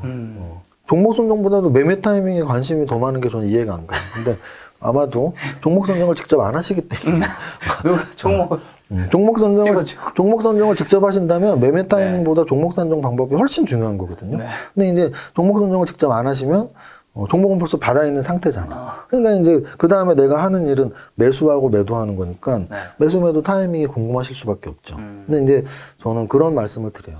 매수 타이밍이 어렵다고 하시는 분들은 진짜 현재 뭐 이 주식 레벨을 점수화 시킨다면 최고 기초 레벨, 그냥 제로 레벨이라고 보시면 돼요. 매수 타이밍이 어렵다는 나 제로 레벨이야 라고 말하는 이유예요. 그 이유가 뭐냐면 매수 타이밍은 절대 어려울 수 없어요. 왜요? 왜냐? 매수라는 건 언제 살까를 고민하는 거잖아요. 네. 내가 종목 선정을 한다면 네. 현재의 주가가 거기 반영이 돼요. 종목 선정을 하는데 현재의 주가가 그 판단에 영향을 안 미치고 종목 선정을 어떻게 해요? 종목 선정을 한다는 건 가치 대비한다면 가치 대비 현재 주가가 얼마인데 요거까지 비교를 한다는 얘기고요. 차트로 한다면 추세가 상승 추세인데 오늘의 주가가 당연히 고려 대상이죠. 또는 재료 마찬가지예요. 재료가 있는데 아직 안 움직였네, 움직였네 이렇게 해서 오늘의 주가는 삼박자로 하던 가치만 하던 매매적으로 하던 오늘 주가는 무조건 이 종목을 살지 안 살지 굉장히 중요한 부분이에요. 그래서 그 주가가 합당하니까 네. 나 그럼 이 종목 사야지 판단한 거거든요. 그럼 매수 종목 타이밍 왜 어려워요? 지금 사라는 얘기인데. 종목 선정하는 그 순간 사는 거예요. 근데 매수 종목 타이밍 어려운 이유는 내가 종목 선정하지 않았거든요. 어제 누가 사라 그랬어. 10,000원에. 근데 어제 안 샀거든요. 지금 11,000원이 됐어요. 판단이 안 쓰죠. 10,000원에 사라 그런 종목인데 11,000원에 사야 되는지 안 사야 되는지 모르는 거예요. 당연히 모르죠. 난 왜 사야 되는지도 모르니까. 그래서 사실 매수 종목 타이밍은 절대 어렵지 않습니다. 종목 선정했을 때 사면 되니까. 근데 이제 거기서 좀 더 쉽게 접근한다면 종목 선정했을 때 한 방에 살 것이냐 분할해서 살 것이냐의 문제죠. 저는 분할 매수를 추천을 드려요. 왜냐하면 어렵다면서요. 어려운 이유는 뭐냐면 한 방에 사니까 어려운 거거든요. 3분의 1씩, 5분의 1씩, 10분의 1씩 사면 되잖아요. 그러면 그 매매 시점이 횟수가 많아질수록 나의 리스크는 줄어드는 거거든요. 한 번에 10,000원에 사는 것보다 예를 들어 월화수목금 5번을 산다든지 또는 뭐 떨어질 때마다 10,000원, 9,500원, 9,000원에 산다든지 아니면 10,000원, 1,500원, 11,000원에 산다든지 분할 매매로 접근하면 리스크는 줄어들어요. 그래서 매수 타이밍이 어렵다고 생각하신다면 첫 번째는 종목 선정을 직접 하셔야 되고 네. 두 번째는 했을 때 바로 사면 되는데 분할로 사시면 됩니다. 그럼 이제 어려운 그 다음 거는 매도인데요. 매도가 어려운 건 당연해요. 왜냐하면 방금 말씀드렸지만 매수는 종목 선정했을 때 사면 되는데 매도는 그러면 종목 산 다음에 언제 팔아야 돼? 이게 이제 좀 어려우신 거죠. 아주 기초적으로 말씀드릴 때는 저는 퍼센트를 미리 정해라. 내가 10,000원에 사면 나 30% 이익 났을 때 13,000원에 팔 거야. 또는 10,000원에 사면 100% 이익 났을 때 20,000원에 팔 거야. 미리 정하시면 돼요. 근데 그 미리 정하는 건 약간 수치적으로 정하는 거니까 약간 초보자 분들이 하시면 되고 네. 레벨이 조금 더 올라가시면 매수의 이유가 살아날 때 파는 게 거의 정답에 가까워요. 내가 재무제표가 만약에 좋아서 샀어요. 그럼 언제 팔면 돼요? 재무제표가 나빠지면 팔면 되죠. 근데 이거를 개인 투자자들은 이해를 못 하시는데 잘 생각해 보세요. 여러분들이 만약 대형주를 갖고 있었는데 어닝 시즌 때 갑자기 10% 이상의 하락이 나왔어요. 완전 음선으로 뻗어버렸어. 거래 터지고. 네. 매매 동향을 보시면 대부분 외국인 기관이 쌍끌이 매도를 했고 아마 그날 그 종목은 어닝 쇼크가 나왔을 거예요. 그럼 우리 갖고 있는 나는 그런 생각을 하죠. 이 기관하고 외국인 미쳤나? 이거를 이렇게 하루에 10% 15%씩 떨어뜨리면서 바로 천천히 팔지. 근데 그들에게는 그 종목 어닝 쇼크가 나온 종목을 갖고 있던 펀드 매니저들에게 매수의 사유는 하나였거든요. 실적이 좋은 거. 그렇죠. 근데 오늘 발표받던 실적이 안 좋아. 무조건 팔아야 돼요, 무조건. 그래서 여러분들도, 나 이 종목 실적이 좋다고 생각해서 샀어? 실적이 안 좋아? 그날 다 파시면 돼요. 이게 뭐가 어려워. 그 다음, 재료 때문에 사시는 분들이 있어요. 네. 재료는 대부분 스케줄 매매가 대다수예요. 언제 무슨 재료가 나온대. 뭐, 약간 내부자한테 들어서, 뭐 한 달 안에 무상증자가 나온대. 이러면서 들어가시는 분들 많습니다. 그럼 그 종목은 언제 팔면 돼요? 한 달 있다 팔면 돼요. 한 달 있다 무상증자 안 나와도 팔아야죠. 왜? 한 달 안에 나온다 그랬는데 안 나왔으면 잘못된 정보잖아요. 그럼 바로 파셔야죠. 또는 무상증자가 나오면 팔면 돼요. 한 달 안에 2주 있다 나왔어. 근데 무상증자가 나왔는데 주가가 안 올라. 왜 안 올라요? 뭐 한 1대 3 이런 것도 아니고 1대 0.3 안 올라요. 1대 0.2 뭐 이런 거. 한 주에 0.2 주는데 뭐 올라. 근데 그냥 무상증자 들어간다고 해서 많이 사놨어. 주가가 안 올라. 못 팔아요. 근데 그럼 안 되지. 왜? 무상증자 때문에 산 거잖아요. 그럼 무상증자 재료 나오면 파셔야죠. 그래서 결국은 매도는 매수의 이유가 사라졌을 때 팔면 돼요. 근데 그게 어려우니까 퍼센트를 정하시라고 말하는 거예요. 차트도 똑같아요. 이 종목 왜 샀어? 정배열 차트고 차트가 탄탄해서 샀어. 근데 이 종목이 자꾸 중장기 이평선을 깨고 막 내려가려고 그래. 차트가 점점 미워져요. 그럼 그때 파시면 되죠. 그래서 보통 차트상으로 요 아래의 지지선이 깨질 때 대량 거래가 나오는 경우가 많거든요. 차티스트들이 파는 거예요. 차트가 좋아서 사는데 차트가 안 좋아져. 에이 팔아야겠다. 재무제표가 좋아서 사는데 실적이 안 좋아. 에이 팔아야겠다. 스케줄 매매했는데 오늘이 그날이야? 바로 팔아야겠다. 그래서 우리가 뉴스에 팔아라 또는 와 이거 오늘 좋은 재료 나왔는데 왜 떨어져? 이미 사람들은 그 좋은 재료가 오늘 나올 거라고 예상해서 미리 샀으니까 오늘 파는 분들이 굉장히 많은 거죠. 그렇게 매도 타이밍을 접근하면 되고 역시 정답은 없으니까 분할 매도하는 게 제일 좋죠. 3분의 1을 하시든지 5분의 1을 하시든지 10분의 1을 하시든지 분할 매도를 하시면 내 리스크를 조금 더 낮출 수 있습니다. 한 번의 타이밍을 잡는 것과 10번의 타이밍 잡는 건 당연히 내 리스크가 완전 낮아지죠. 그렇게 접근하시면 되고요. 마지막에 좀 저는 중요하다고 보는데 이 포트폴리오예요. 왜냐하면 보통 투자자들은 어떤 이런 유튜버 또는 어떤 증권방송들에서 종목 상담 프로그램이 많아요. 그쵸. 저 이 종목 얼마에 샀는데 그 종목에 대한 상담을 굉장히 궁금해 하십니다. 세무사님도 라이브 하시잖아요. 저도 라이브에서 그거 종목 상담을 하죠. 저도 종목 상담 합니다. 근데 이제 제가 말씀드리는 게 그 부분이에요. 종목 상담을 이런 증권 방송이나 이런 유튜브에서 하는 이유는 그게 쉽기 때문이에요. 그게 한 종목만 설명하면 되니까. 그러면 또 많은 분들이 많은 종목을 이야기할 수 있잖아요. 근데 한 분에게는 사실은 종목 상담이 그렇게 중요하진 않아요. 그분은 지금 그 한 종목에 몰빵한 게 아니라면 갖고 있는 10개 중에 하나거든요. 그럼 갖고 있는 10개의 포트폴리오 분석이 훨씬 중요하죠. 제가 예전에 그 책 3박자 투자법 책에 그런 내용을 썼는데 주식과 건강의 유사점 이런 걸 썼어요. 저는 이제 암 한번 걸린 적이 있었는데 암에 초기에 완전히 빨리 그거를 검진을 받아서 뭐 굉장히 초기에 이제 빨리 회복을 한 편인데 검진이 없었더라면 저는 초기에 잡지 못했겠죠. 근데 저는 주식 투자자들에게 꼭 이 말씀을 드리고 싶어요. 내가 이 종목을 언제 살까요? 언제 팔까요? 갖고 있는데 언제 팔까요? 또는 안 갖고 있는데 살까요? 말까요? 라는 질문을 궁금해 하시기 이전에 내 포트폴리오가 지금 제대로 된 걸까요? 건강진단을 한번 셀프 자가진단을 받아보시라는 거죠. 제가 여태까지 봤던 투자자분들 10분 중에 한 분 정도나 제대로 포트폴리오를 이해하고 계시지 한 9분 정도는 포트폴리오에 대한 개념이 없습니다.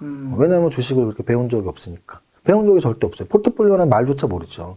그러면 포트폴리오의 핵심은 뭐냐면 이건 재무관리의 기본 이론이에요. 포트폴리오 분산 효과라는 건 아주 기본적인 이론이에요. 포트폴리오를 구성한 이유는 분산 효과를 누리기 위해서고요. 분산 효과라는 건 결국은 투자자의 위험을 낮추기 위한 거예요. 그럼 우리는 늘 그 생각만 하죠. 나는 수익률을 좀 높이고 싶은데, 텐백을 잡고 싶은데, 텐백어를 잡을 공격적인 투자를 하다가 내 계좌가 빵원이 될 수 있다니까요. 이거는 너무나 당연한 거예요. 텐백어를 노리다가 빵원이 될 수 있어요. 근데 주식 투자자는 수익률만 높이는 전략만 가져서는 안 되고 수익률을 높이면서 동시에 위험을 낮추는 전략을 써야 돼요. 이 두 가지를 늘 같이 생각해야 돼요. 수익률을 높이는 것과 위험을 낮추는 거. 그럼 위험을 낮추는 거에는 포트폴리오 분산 효과를 정확하게 이해하셔야 돼요. 그러면 포트폴리오 분산 효과를 노리려면 한 종목으로 분산이 될까요? 안 돼요. 그러면 이런 분들이 되게 많아요. 내가 갖고 있는 이 종목은 달라 해서 100% 몰빵을 합니다. 이것도 강연회 때 많이 말씀드리는데 뭐 100만 원, 200만 원 몰빵한 건 상관없어요. 그 돈이 작다고 무시하는 게 아니고 저는 투자와 이 수입을 늘 같이 말해요. 저는 이제 부자 강연도 많이 하니까 투자 성공도 중요하지만 수입도 중요해요. 근데 100만 원, 200만 원은 최저임금 한 달 수입이란 말이에요. 그럼 100만 원 몰빵 쳤는데 상장 폐지 됐어도 망한 건 아니에요. 또 요번 달에 100만 원, 200만 원 벌면 되니까. 근데 만약에 10억 몰빵 쳤는데 10억 망했으면 만약에 그 계좌 10억 말고 다른 재산, 부동산 재산이나 그런 자산이 한 100억 있다면 모를까? 이 10억이 전 재산인데 10억에 한 종목을 샀다고? 근데 그게 그렇게 확실하다고요? 저는 그런 종목은 없다고 보거든요. 그래서 한 종목이 확실하면 확실한 3종목을 선택할 수 있어요. 확실한 5종목을 선택할 수 있다고요. 그럼 확실한 한 종목을 사지 말고 확실한 5종목을 사면 되잖아요. 저는 그게 분산 투자의 기본이라고 봐요. 그래서 이 N, 넘버가 굉장히 중요한데 금액에 따라 천차만별이지만 적어도 저는 3종목, 최하 3종목에서 많은 분들, 막 50억 이상 하시는 분들은 한 20개 정도까지는 사도 돼요. 그래서 한 3개에서 20개 정도 금액에 따라 다르다. 그게 분산 투자다라고 말씀을 드리고. 그 다음에 그러면 그 넘버가 결정된 다음에 이제 투자 비율인데요. 투자 비율은 당연히 n분의 1이 좋아요. 3개를 사면 3분의 1씩, 10개를 사면 10분의 1씩. 왜냐하면 분산 효과를 노리기 위한 건데 10개를 샀는데 하나에 90%를 샀대. 그럼 나머지 9개는 1%씩 산 거거든요. 그럼 그건 한 종목 몰빵한 거랑 다를 바 없어요. 그래서 이 넘버가 중요한 건 n분의 1을 샀을 때의 경우니까 n분의 1씩 투자하는 게 저는 맞다고 봅니다. 분산 투자를 위해선. 그리고 또 하나는 업종이 중요하냐 종목이 중요하냐는 무조건 업종이 중요하죠. 내가 만약에 5개를 사고 싶으면 5개의 업종을 선택하고 그 업종에서 한 종목씩 사면 되는 거예요. 10개를 사고 싶으면 10개의 업종까지는 안 될 수도 있어요. 그럼 한 8개, 7개의 업종을 선택하고 좀 중요한 업종들은 한 2개씩 살 수도 있죠. 내가 돈이 많아서 한 20개를 산다. 20개의 업종을 선택하기 쉽지 않아요. 그러면 내가 한 돈이 많아서 20개 정도를 사면 한 10개의 업종을 선택하고 어떤 업종에는 2개의 종목을 살 수도 있겠죠. 금액이 커질수록 그 정도로 보시고, 그 다음은 대형주와 소형주 비율도 중요해요. 이건 무슨 뜻이냐면 결국 포트폴리오 분산 효과는 수익률도 높이고 위험을 낮추기 위한 건데요. 대형주로만 내가 10개를 샀다. 그럼 대형주가 못 가는 장세에는 수익이 절대 나지 않습니다. 이거는 확실해요. 그러면은 적어도 내 종목 중에 대형주와 중소형주가 섞여 있는 게 좋아요. 그래서 대형주 장세에서는 대형주 비율을 좀 높이고 중소형주 장세에서는 중소형주 비중을 높이면 돼요. 그럼 최근은 어떠냐? 최근은 100% 중소형주 장세. 왜? 대형주 못 간다니까요. 지수가 못 가잖아요, 지수가. 지수가 못 가니까 약간 한 단계씩 아래로. 네이버 카카오보다는 오히려 4차 산업혁명, AI, 자율주행, 메타버스 관련주들, 또는 현대차, 기아차보다 역시 자율주행, 또는 SK 하이닉스나 삼성전자보다는 반도체 소부장, 2차전지 배터리 완성식품보다는 소부장. 이게 지금 최근 몇 달 동안 당연히 수익률이 높았어요. 그러면 언제 바뀌냐? 바뀐다고요. 언제? 지수가 공격적으로 올라갈 때. 근데 그건 지금은 아니니까. 근데 매매 시점 분산, 매매 가격 분산은 아까 이미 매매 타이밍에서 설명드렸습니다. 그래서 요 정도까지 말씀드리면 돼요. 그래서 제가 5단계로 설명을 다시 한번 요약을 해드리면, 투자자분들 중에 거의 다가 늘 그래요. 나는 딴 건 다 되는데 매수 타이밍, 매매 타이밍이 안 된다. 이 얘기는 뭐냐면 딴 게 하나도 안 되고 있다는 얘기예요. 정말 자신할게요. 딴 게 다 되면은 매수, 매도 타이밍 어렵다고 할 리가 없어요. 아무것도 안 돼 있기 때문이에요. 그럼 적어도 매수, 매매 타이밍보다는 종목 선정 3박자가 더 어려운 거고, 종목 선정을 하기 위해서는 또 어떤 업종을 살지 업종 분석도 해야 되고, 또는 그 한 종목 한 종목이 모여있는 포트폴리오 구성 능력도 배워야 되고. 그래서 좀 오늘 강의가 여러분들이 만약에 난 포트폴리오 분산 효과는 처음 들어봤어, 또는 종목 선정하는데 3박자로 하는 거 몰랐어, 나 업종을 보지도 않았어, 그런 분들은 좀 이런 흐름에 대해서 자기 자신의 원칙들, 나 장세 판단은 금리가 제일 중요해, 또는 우리나라 미국 증시 연동성이 중요해, 이런 자기만의 룰들, 또는 업종을 분석할 때는 나는 성장 산업을 봐, 또는 가치 투자 베이스의 이런 시클리컬 산업을 봐, 이런 좀 업종 분석을 좀 미리 내가 어떤 업종을 좋아하는지 생각하시거나 내 룰을 만드시거나, 또는 종목 선정할 때 3박자 중에 나는 재무제표 베이스로 갈 거야, 또는 나는 재료가치 분석이 재밌던데, 이런 것도 만들어 놓으시고, 또 분산 투자를 분할 매매를 할 때는 나는 3분의 1씩 5분의 1씩 아니면 난 한 번에 미리미리 정해 놓으시라는 얘기예요. 또 포트폴리오 효과를 할 때는 내 금액은 지금 1억이니까 한 3종목 살 거야, 5개 살 거야. 살 때는 업종부터 먼저 딱 정하고 그 업종 내에서 탑픽을 정할 거야. 이렇게 좀 이 흐름대로 룰을 정해 놓으면 투자가 어렵지만은 않습니다. 우리가 어려운 이유는 정답을 추구하기 때문이거든요. 그래서 주식 시장에 정답은 없어요. 자기 자신한테 가장 맞는 것들을 그때 적재적소에 필요한 이론들을 생각하고 저를 포함한 많은 먼저 성공하신 분들이 이렇게 드리는 팁 중에 이거 나한테 맞는데 네. 그것들을 이렇게 취사 선택해서 룰을 정하고 지켜 나가신다면 좀 더 좋은 투자가 되지 않을까 생각합니다. 적어도 이 5가지 정도는 알고 주식 투자를 하자. 그렇죠. 이 5가지에서 내 거가 어디에 맞는지 딱딱딱 맞춰 나가자. 자기 네. 것을. 알겠습니다. 자, 이번 시간에는 8테마 뭔가요? 이거 뭐 2022년 유망 섹터 가져오신 건가요? 제가 이제 매달 성장도에 투자라는 뭐 강연도 하고 네네. 유튜브 방송도 하는데 네. 12월 달을 대비한 테마였어요. 근데 어찌 보면은 저는 이제 성장주 공부를 늘 하니까 네. 말씀하신 것처럼 내년을 위한 테마도 될 수 있습니다. 설명을 한번 드려보면 8개 중에 제가 첫 번째로 꼽은 게 AI예요. 전에 AI 안 꼽으신 것 같은데. 그렇죠. 네. 예전에 예를 들어 메타버스를 1번으로 꼽을 때도 있었고 네, 뭐 반도체를 1번으로 맞아, 꼽을 맞아, 때도 맞아. 있었고 또는 뭐 제약바이오를 1번으로 꼽을 때도 있었는데 최근에 이 움직임들이 너무 빨라지니까 사실 메타버스는 주도 테마가 아니었거든요. 근데 최근 몇 달 동안 완전 주도 테마로 올랐었고요. 네. 또 게임주 같은 경우도 주도 테마가 됐던 적이 최근 1, 2년 동안 없었어요. 근데 굉장히 빨리빨리 이렇게 변화하고 있죠. 그러니까 이 정도 속도라면 저는 빠르면 12월, 적어도 내년 봄 안에 AI가 한번 크게 이렇게 갈 것 같고요. 그 가장 큰 이유는 이제 큰 산업으로, AI는 그 중에 뭐 작은 부분일 수 있는데, 저는 큰 산업으로 앞으로 3년, 5년, 10년 안에 2개만 꼽으라고 하면 저는 딱 자율주행하고 메타버스를 꼽습니다.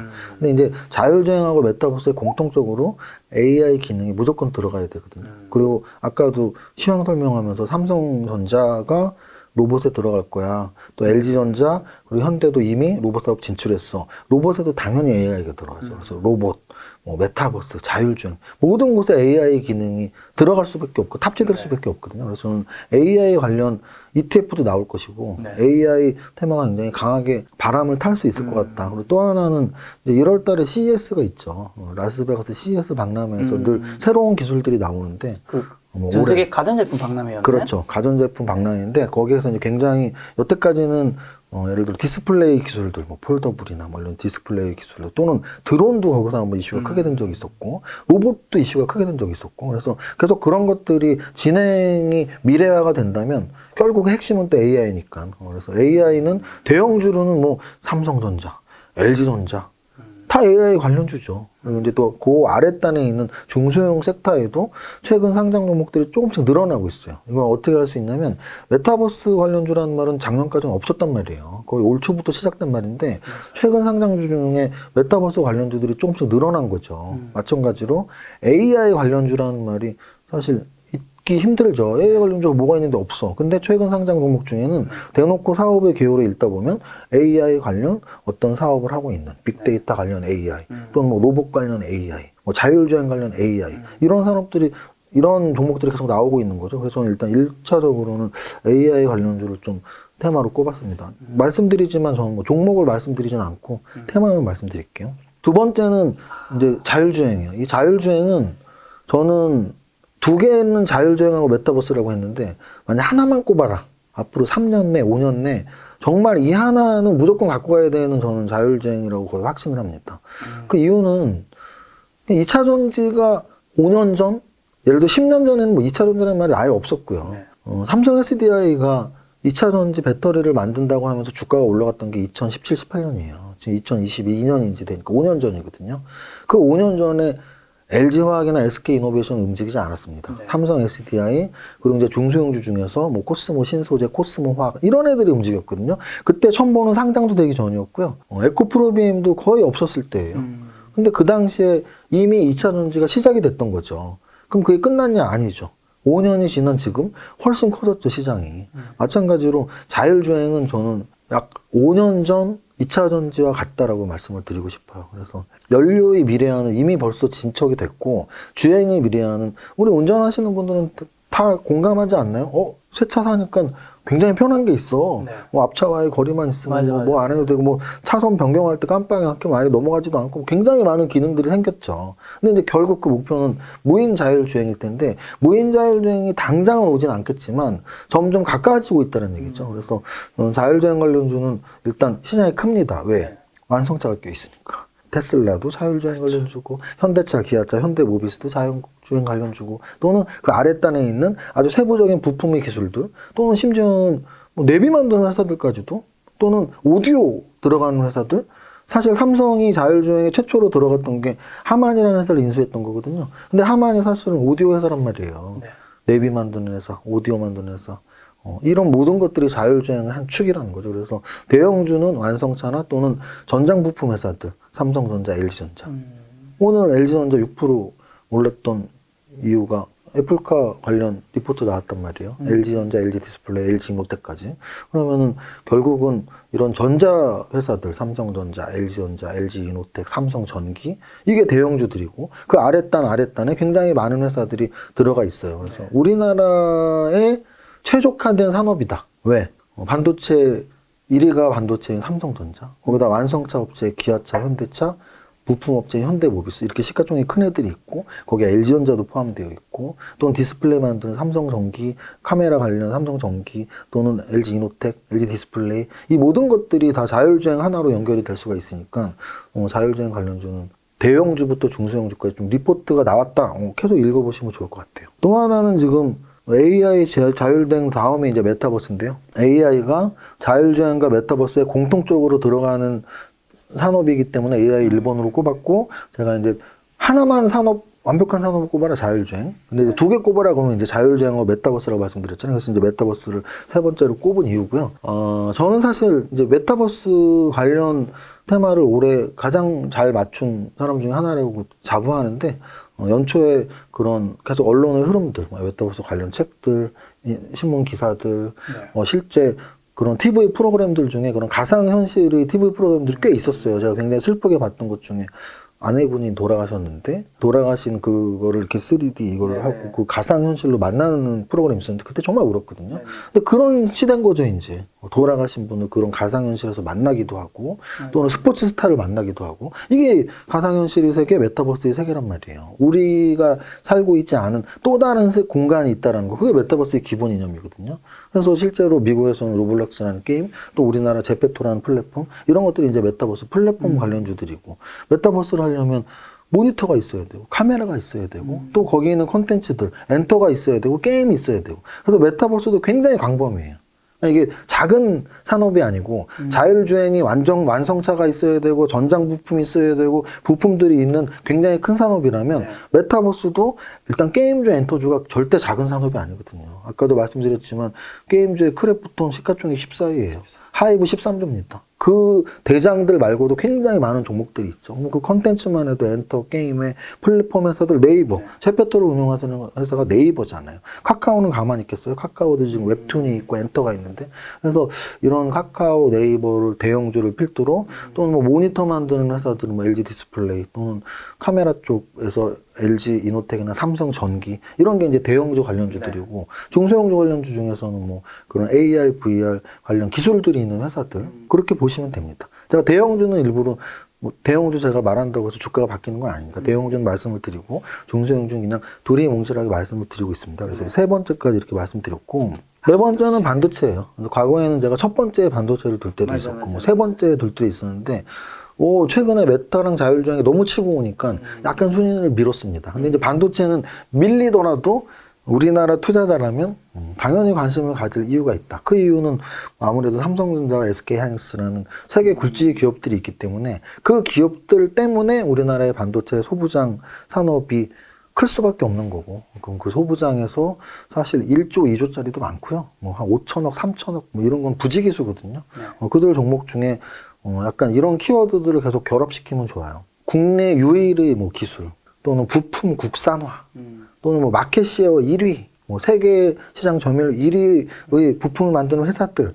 근데 뭐 시가총액이 뭐 한 5천원에서 1조 되는데 재무제표도 성장성이 있고, 영업이익률이 뭐 10%, 20%, 30%까지 나오는 회사들이 있어요. 그럼 그런 회사들에 좀 관심을 가지시면, 아까 말씀드렸지만 2차 전지 배터리는 딱 묶여 있는데 에코프로 BM LNF가 올라간 것처럼, 삼성전자, SK하이닉스가 지금 최근 한 달 동안 움직임이 좋았지만 계속 올라가는 건 한계가 분명히 있을 거예요. 근데 오히려 반도체 소부장에서 스타 종목들이 나올 가능성은 있다라고 저는 보고 있습니다. 특히 비메모리 쪽.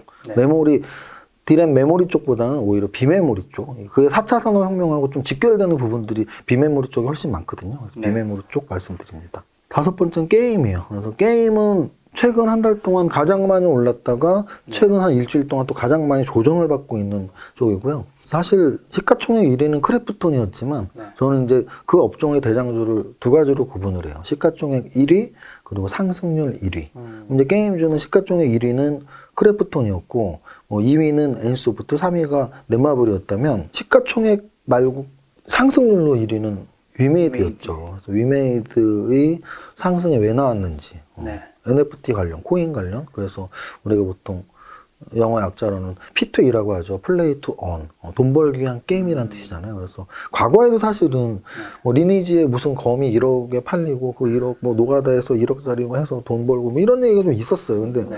그거는 이 게임 용품 거래 사이트에서 움직였던 거지 게임 자체에서 돈으로 바꿀 수 있는 기능 없었거든요. 근데 이제 위메이드에서 그걸 만들어낸 거죠. 게임 자체에서 게임을 하다가 코인으로 바꿔서 코인 시장에서 그 코인을 팔면 돈이 되는 이게 이제 플레이 투 원의 기본인데 그러면 이게 세계적인 추세로 갈 것이냐 또는 우리나라 나머지 게임들도 이렇게 갈 것이냐인데 많이 계속 기업 IR 하는 게임들도 다 여기 좀 건들고 있거든요. 최근에 뭐 컴퓨터스도 그랬고, 네. 뭐 네오위즈도 그랬고, 여러 게임 회사들이 우리도 NFT도 할 거고, 메타버스도 할 거고, 그래도 이런 신기술들과의 접목을 이야기하고 있습니다. 어떻게 될지 모르죠. 근데 이제 메타버스 쪽은 제도적으로 건들 건 없을 거예요. 근데 이제 NFT 쪽은 계속 좀 어떤 규제나 제도적으로 건드는 부분이 나올 수가 있겠죠. 왜냐면 뭐 사행성이다. 이거를 그럼 수입으로 잡을 것이냐. 뭐 이런 정부 규제 논란은 좀 있을 수 있어요. 그래서 저는 NFT 관련, 메타버스 관련 두리뭉실하게 어쨌든 게임 관련주는 좀 관심을 계속 가질 필요는 있다라고 말씀을 드립니다. 그 다음은 이제 엔터예요, 엔터. 엔터는 두 가지로 나눠보시면 돼요. 네. 이 가수 기획사 엔터랑 드라마 영화 제작 엔터랑 그럼 가수 쪽에서는 하이브가 어떻게 움직이는지 그리고 또 최근 상장된 디어유, 그리고 기획 3사, 요 정도 5개가 이제 핵심이고요.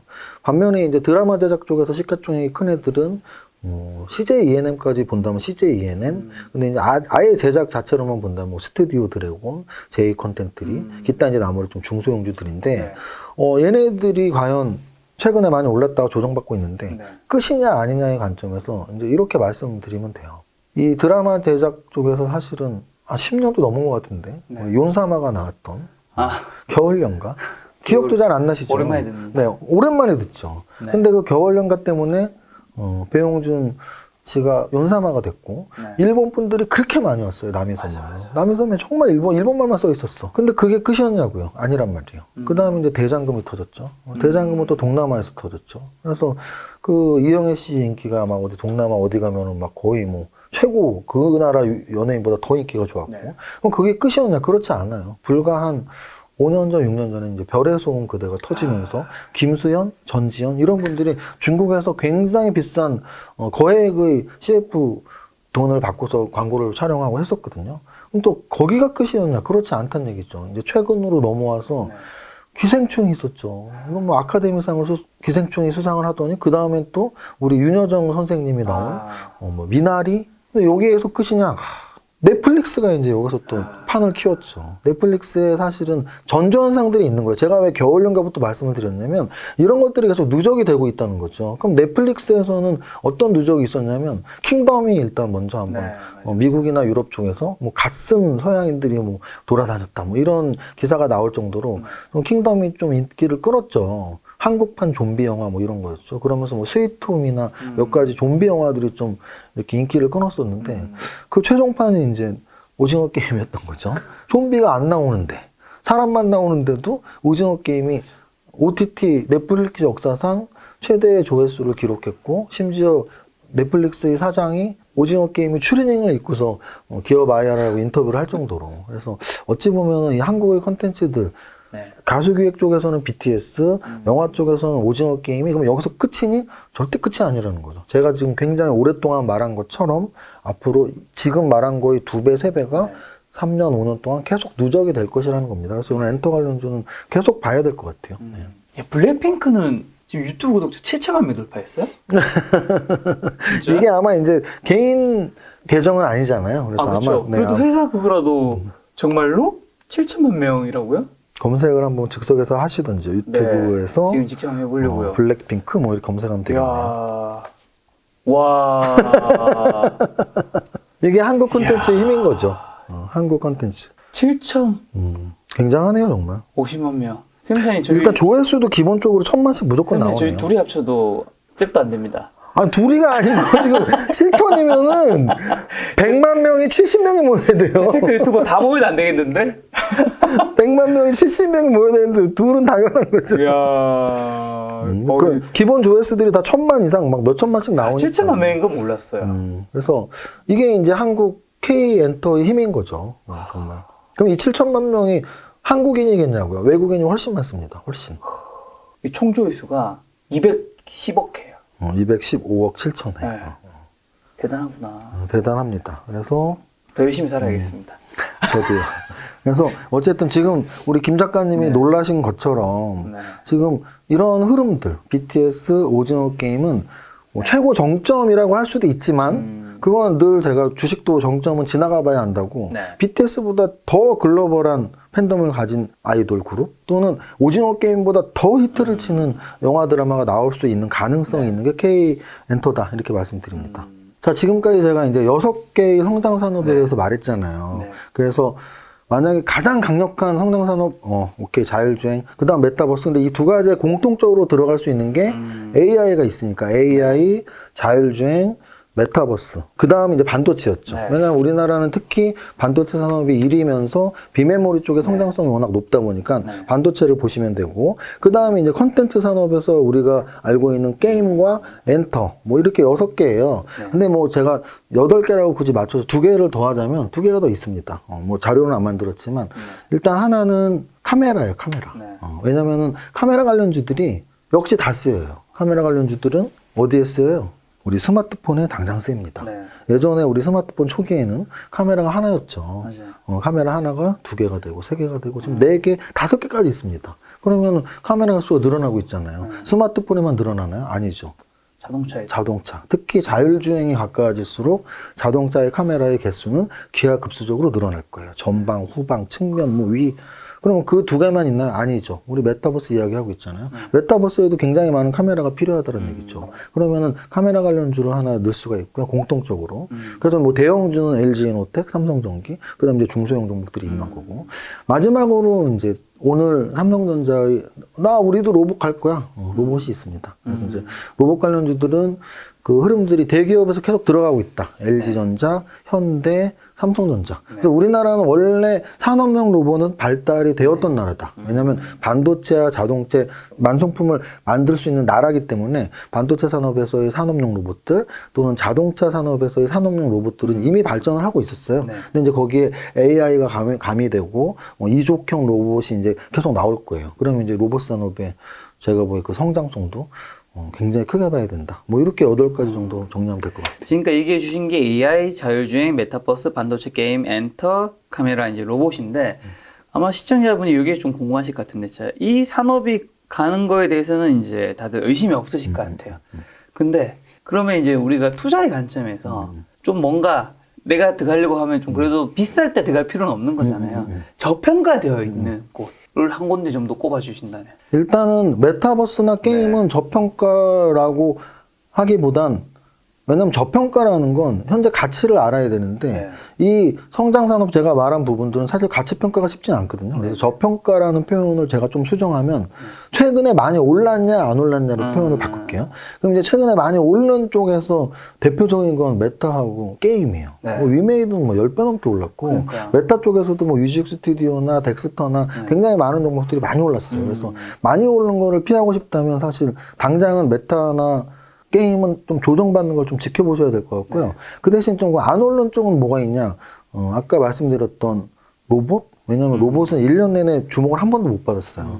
근데 이제 딱 삼성전자가 야 우리 로봇 할 거야? 그러면서 오늘도 이제 주목이 시작됐는데 하루 올랐다고 해서 계속 오른다라는 보장은 없어요. 또 조정받겠죠? 근데 이러한 재료가 계속 나온다는 얘기죠. 삼성전자가 로봇에 어떻게 들어갈 것이고 현대차가 보스턴 다이내믹스를 이용해서 어떤 로봇을 만들고 LG전자도 또 어떤 로봇을 만들고 이런 내용들이 내년에도 계속 나올 것이라는 얘기죠. 그래서 뭐 아직 안 오른 종목 군단에는 뭐 로봇이 있을 수가 있고요. 네. 또 하나는 AI. 왜냐하면 아까도 말씀드렸지만 메타버스는 이미 올라갔는데 AI 쪽은 사실 메타버스와 자율주행 양쪽에 들어가는 곳임에도 불구하고 이렇게 테마가 강하게 형성된 적은 없어요. 그래서 AI 쪽 좀 보시면 좋을 것 같고 결국 하나만 꼽자면 저는 이제 자율주행인데 자율주행은 좀 선별적이에요. 어떤 종목들은 좀 오른 것들도 있고 아주 오르지 않은 것들도 있으니까. 네. 하여간 많이 오른 거는 최근에 다 아시겠지만 게임, 뭐 메타버스, 엔터는 일단 많이 오른 종목들이 많고 네. 안 오른 애들은 자율주행, AI, 로봇 뭐 요렇게 좀 구분할 수 있을 것 같습니다. 알겠습니다. 제가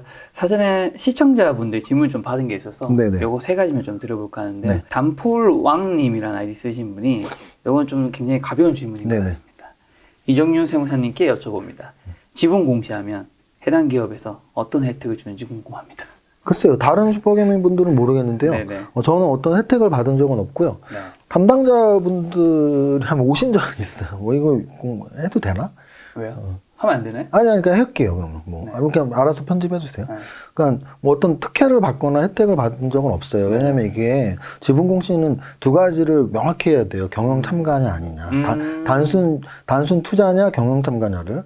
근데 저는 경영 참가가 아니고 단순 투자였기 때문에 단순 투자자한테 뭐 어떤 특혜를 줄 필요는 없죠. 만약에 경영 참가 목적이었다면 뭐 또 더 자주 저한테 왔을 수 있지만 그래서 단순 투자를 해서 뭐 아무 특혜 없었고요. 다만 이제 한 번 담당분들 한 두 분이 저희 사무실에 온 적이 있었는데요.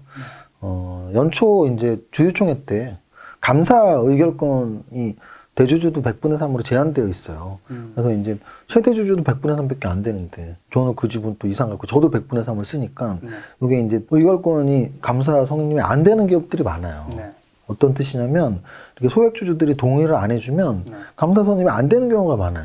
그래서 이제 저는 100분의 3 투자할 수 있는 그 권한이 있으니까 저 같은 2대 주주, 3대 주주한테 동의를 받으면 감사 선임 쉽게 할 수 있거든요. 그래서 감사 선임 받으러 저한테 와서 그냥 흔쾌하게 해줬죠. 뭐 제가 투자한 회사인데 뭐 감사 선임 되는 게 좋으니까. 그때 제 기억에 선물세도 몇 개 갖다 주신 것 같은데 다른 특혜는 전혀 없었습니다. 저도 가볍게 말씀드린 거예요. 알겠습니다. 자, 그 다음에 지금이라는 아이디 쓰시는 분께서 그 유튜브에 나온 영상을 보면 슈퍼개미님들에게 뭔가 악플도 있을 거고 그리고 가까운 혈연 관계분들이나 지인분들한테 주식 투자나 돈으로 인해 원망을 받는 경우도 있을 것 같은데 남들에게 도움을 주는 것에 대해 회의적인 마음이 들지 않았는지 그런 걸 어떤 마음으로 대처하는지 궁금합니다. 아마 혈연 관계나 지인분들한테는 어떻게 보면 뭐 그런 분들이 좀 돈을 빌려 달라고 했는 뭐 그런 일도 굉장히 많을 수 있을 것 같고요. 일단 네. 그럼 두 가지로 대답을 하겠습니다. 뭐 만약에 혈원이나 지인분 중에 뭐 저한테 돈으로 상처를 주신 분 없다고 보시면 돼요. 왜 없어요? 안 빌려주는군요. 네. 한 번도 안 빌려주셨어요? 저는 이제 저만의 룰들이 있어요. 네. 무슨 룰 궁금하다. 뭐 몇백 정도는 그냥 드릴 수는 있죠. 네. 돈을 빌려주진 않습니다. 그래서 그렇게 미리 못을 받기 때문에 뭐 큰 돈을 저한테 빌려달라고 하는 경우는 없고요.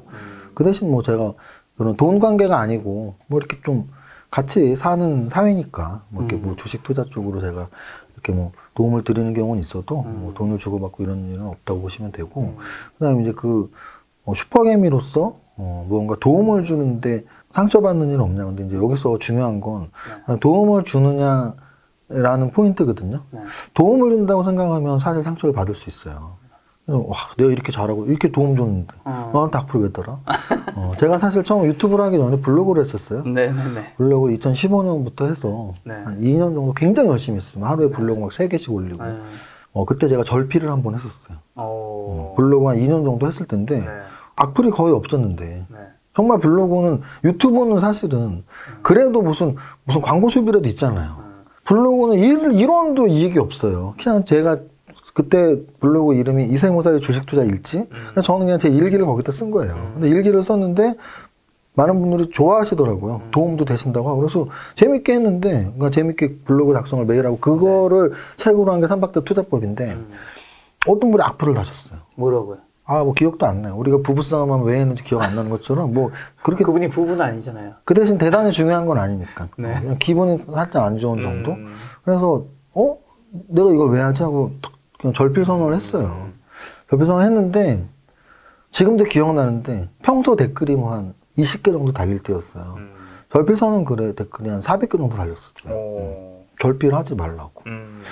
그래서 그때 한번 이게 내가 약간의 그런 책임도 느끼면서 해야 되는구나. 물론 내가 일기처럼 혼자 썼고 기분 나쁘면 안 하면 되라고 생각했는데 댓글이 400명이면은 사실은 몇천 분이 섭섭해했다는 얘기거든요. 그래서 결필 선언한 지 한 5일 만에 그냥 다시 글을 재개하고 올렸던 거거든요. 그래서 유튜브도 마찬가지예요. 유튜브도 이렇게 올리다 보면 당연히 있죠. 있죠. 당연히 있고 앞으로 있을 수 있죠. 상처를 받냐 안 받냐 저는 받습니다. 네. 저는 받아요 상처를. 근데 이제 받는데 이겨내는 건 어떻게 이겨내냐면 근데 내가 도움을 진짜 주는 사람이야? 저는 제가 좀 더 도움을 많이 받는 경우라고 생각을 해요. 그럼 블로그 때도 그런 말을 많이 했는데 사실 제가 이세무사의 주식투자 일지를 썼는데 그 가장 큰 수혜자는 저거든요. 그잖아요. 공부를 직접 하는 사람이 공부를 더 잘해요. 노트 복사해간 사람이 잘해요. 노트를 쓴 사람이 공부도 잘하거든요. 그쵸. 제가 주식투자 일지를 매일매일 썼으면 제 주식 실력에 의해서 제 주식 투자 수익률이 훨씬 좋아진 거거든요. 마찬가지로 제가 유튜브를 매일 합니다. 월화수목금 매일 해요. 그럼 이제 댓글은 당연히 굉장히 고마워하시죠. 근데 저도 또 그 고마운 댓글들에 고맙습니다. 근데 이제 과연 내가 무조건 베풀기만 했냐 했을 때 그렇지 않거든요. 그게 저를 위한 공부고 그 공부로 인해서 저는 굉장히 계속 시대의 트렌드를 읽어가고 성장 사업을 누구보다 빨리 이해하고 그 빨리 이해한 그 창의적인 분석으로 훨씬 큰 수익을 받고 여러분들 1억으로 투자해서 만약에 제 유튜브에서 뭐 도움을 어떤 분이 받아서 1억으로 30% 수익이 나서 3천원을 버셨다면 네. 저는 그거보다 훨씬 큰 돈으로 훨씬 큰 수익이 나실 거란 말이에요. 그래서 돕는데 속쓰리다 이런 거보단 저도 도움을 드리고 있지만 스스로에게 가장 중요한 주식 공부이기 때문에 하는 거지 제가 뭐 먹방을 하거나 이런 게 아니고 주식 투자자로서 주식 분석하는 거를 영상으로 올리거나 블로그에 글로 올린 거기 때문에 뭐 조금씩 기분 나쁜 댓글도 그냥 감수하면서 하고 있습니다. 아까 금전 관계 얘기 잠깐 해주셨는데 여기서 궁금한 거 두 가지가 첫 번째는 혹시 세무사님은 얼마까지는 주신다라는 게 혹시 금액적으로 어느 정도 있는지 개인적으로 그냥 궁금하고 하나는 더 아무래도 이제 요즘엔 또 경제적 자유 그다음에 돈을 좀 많이 버는 걸 추구를 좀 하는 세상이다 보니까 특히나 이런 세상에서 또 내가 돈이 있는 게 누군가가 좀 알게 되면 돈을 빌려달라고 할 수도 있잖아요. 그럴 때 좀 어떻게 대처하면 이 친구도 사실은 관계를 이룰 수도 있고 아니면 안 이룰 수도 있고 이런 것들이 굉장히 많은 거잖아요. 어떻게 좀 하면 좋을까요? 일단은 저는 회사 생활 초기 이제 주식 투자로 막 처음 큰 돈을 벌었을 때 그때는 오히려 나이도 젊고 또 제 주변 분들도 젊고 하니까 돈 얘기를 많이 들었어요. 그때는 오히려 한 20년 전에는 30대 초중반 때 그래서 그때 한 500만 원, 1000만 원 이렇게 좀 몇 분한테 이렇게 줬는데 그 당시 500이면 몇 년 전이죠? 20년 정도 전이죠. 20년? 네. 근데 제가 몇십억 이상을 막 벌어 나가고 있을 때니까 그 당시 뭐 3, 4년에 100억을 벌었다고 늘 말씀드리지만 몇십억 정도 벌었을 때니까 뭐 500만 원 이렇게 저한테 그렇게 큰 돈은 아니었으니까 근데 이제 못 돌려받는 거죠. 거의? 그래서 이제 못 돌려받으면서 그때 느꼈던 건 그러면 내가 돌려받을 줄 알고 줬는데 못 돌려받으면 안 빌려주는 게 맞는 거구나. 진짜 뭐 돈도 잃고 사람도 잃는다는 말 딱 그 표현이더라고요. 그래서 그 다음부터는 그때 딱 느끼고서는 돈 얘기를 하면 사실 솔직히 말씀드립니다. 나는 안 받아도 좋은데 빌려주진 않아. 뭐 지금도 여전히 사람 따라 좀 다르겠지만 뭐 300, 500 뭐 요 정도 그냥 주는 게 마음이 편한데 뭐 몇천 이상은 안 돌려받고 몇천 이상은 줄 수는 없거든요. 그래서 그쵸. 그렇게 좀 거절을 하고 정말 필요하면 제가 줄 수 있는 정도를 주고 있습니다. 그 정도예요. 그럼 이제 시청자분이 그런 상황이 왔을 때는 좀 어떻게 대처하면 좋을까요? 자기 친한 지인이 연락이 온 거죠. 근데 이제 참 이거 어려운 것 같아요. 그렇죠. 이제 그게 이제 사람 따라 다르겠죠. 정말 뭐 돈보다 의리야. 그럼 뭐 있는 거 없는 거 다 줘야죠. 돈보다 의리면. 근데 이제 저는 근데 그분이 안 갚아줄 것 같은 사람이야. 초기와. 그래도 돈보다 의리면 뭐 주고 못 받더라도. 근데 이제 저는 이제 자본주의를 살아가는 최전선에 있는 게 저는 주식 투자자라고 생각을 하거든요. 만약에 제가 운동선수였거나 또는 뭐 이렇게 선후배 간의 위계 질서가 높은 뭐 군인이었거나 이랬다면 돈보다 저는 다 줄 수도 있었을 것 같아요. 그쪽 세계에서는. 근데 그냥 자본주의 최전선에 있는 주식 투자자고 나는 안 빌려줘. 그냥 이 정도까지만 해. 난 이렇게 말을 하는 편인데 사람 따라 다르겠죠. 그래서 뭐 제가 정답이 뭐라고 말할 수는 없을 것 같아요. 근데 어쨌든 저희 성향이 있는 분들이면 이게 가장 좋은 방법입니다. 나는 빌려주지 않아. 근데 뭐 요 정도 너가 필요하면 요거까지는 줄 수 있어가 가장 정답이 아닐까. 필요하면 줄 수 있어. 너가 사정이 되면 갖고 아니면 뭐. 그렇죠. 그러면 빌려주는 순간 나는 안 받아도 되니까 마음 편하고 네. 그 사람은 잃지도 않고 오히려 그 사람은 또 굉장히 고마워할 수 있겠죠. 어쨌든 그 정도의 돈은 내가 줬으니까. 근데 그래서 그분 궁금한 건 그 이후에 네. 그렇게 줬어요. 네. 그분은 그거를 나중에 시간이 지나서 준 경우가 많나요? 받은 경우도 있지만 안 받은 경우 못 받는 경우도 있고 근데 못 받아도 사람을 잃지는 않았던 것 같아요. 그 마음이었으니까. 네. 치미로우님이 남겨주신 질문인데 자기가 했던 투자가 시나리오가 최악의 경우가 되어 마음의 밑바닥에 왔을 때 어떻게 극복하시고 다시 일어날 수 있었는지 궁금합니다. 모든 투자법 위에는 신법이 있다고 생각하여 뭐 신법에 대해 말씀해 주시면 좋겠습니다. 네. 일단 있으세요? 네. 있으세요 이런 경우가? 근데 이제 있는데 그렇게 극도로 위험한 상태나 극도로 뭐 밑바닥까지 쳤다라는 생각이 들지 않겠죠. 네. 왜냐하면 제가 아까 강의했던 내용에 다 답은 있어요. 그러니까 신법이 중요한데요. 제가 늘 인용하는 알렉산더 엘더의 트레이딩 포 리빙이라는 책에 3M이 있습니다. 그래서 메서드, 마인드, 머니. 근데 이제 메서드는 우리가 다 알고 있는 기법들이죠. 뭐 펀더멘털 분석, 재무제표 분석 또는 뭐 차트 분석, 테크니컬 분석. 분석이에요, 분석. 근데 분석만 잘하면 주식도 잘하냐? 아니라니까요. 분석 잘해서 종목 선정 아무리 잘해도요. 못하는 경우가 많아. 근데 그 못하는 경우가 마음 때문에 못하는 경우도 있는데 자금 관리가 안 돼서도 있거든요. 그 자금 관리가 바로 포트폴리오 부분이에요. 제가 아까 말씀드렸듯이 내가 종목 선정 아무리 잘해도 한 종목에 몰빵했어요. 그 몰빵한 게 반토막 났어. 마인드 컨트롤이 어딨어요. 그냥 죽고 싶지. 너무 당연한 거예요. 사람 마음이 내 전 재산이 1억이야. 1억에 투자를 했어. 그게 반토막이 났어. 심지어 반에 반토막도 나요. 관리 종목 들어가 버리면 상장 폐지되면 빵원이에요. 1원이 빵원 되는데 신법이 어딨어요.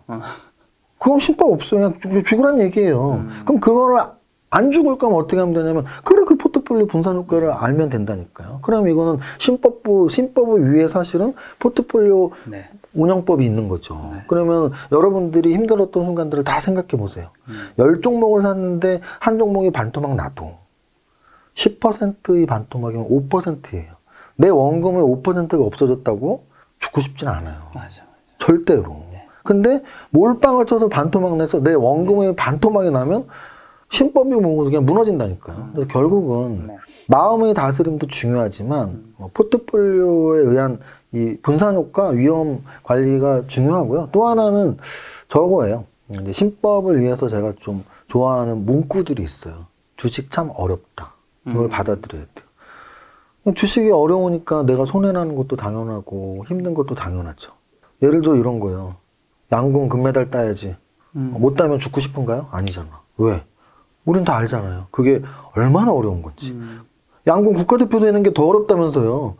우리나라 양궁 국가대표도 못 돼. 지금 이 방송 보시는 분 중에 나 양궁 금메달 못 따면 죽어야지 안 하잖아. 왜? 그게 너무나 어려운 거 알고 있으니까. 근데 주식이 안 된다고 왜 힘들어해요? 주식이 쉽다고 생각한 거죠. 주식이 어렵다고 인정하면 주식이 잘 안 돼도 너무나 슬프지 않죠. 당연히 어려운 거니까. 네. 또는 이것 또한 지나가리라는 마인드도 굉장히 도움이 많이 됩니다.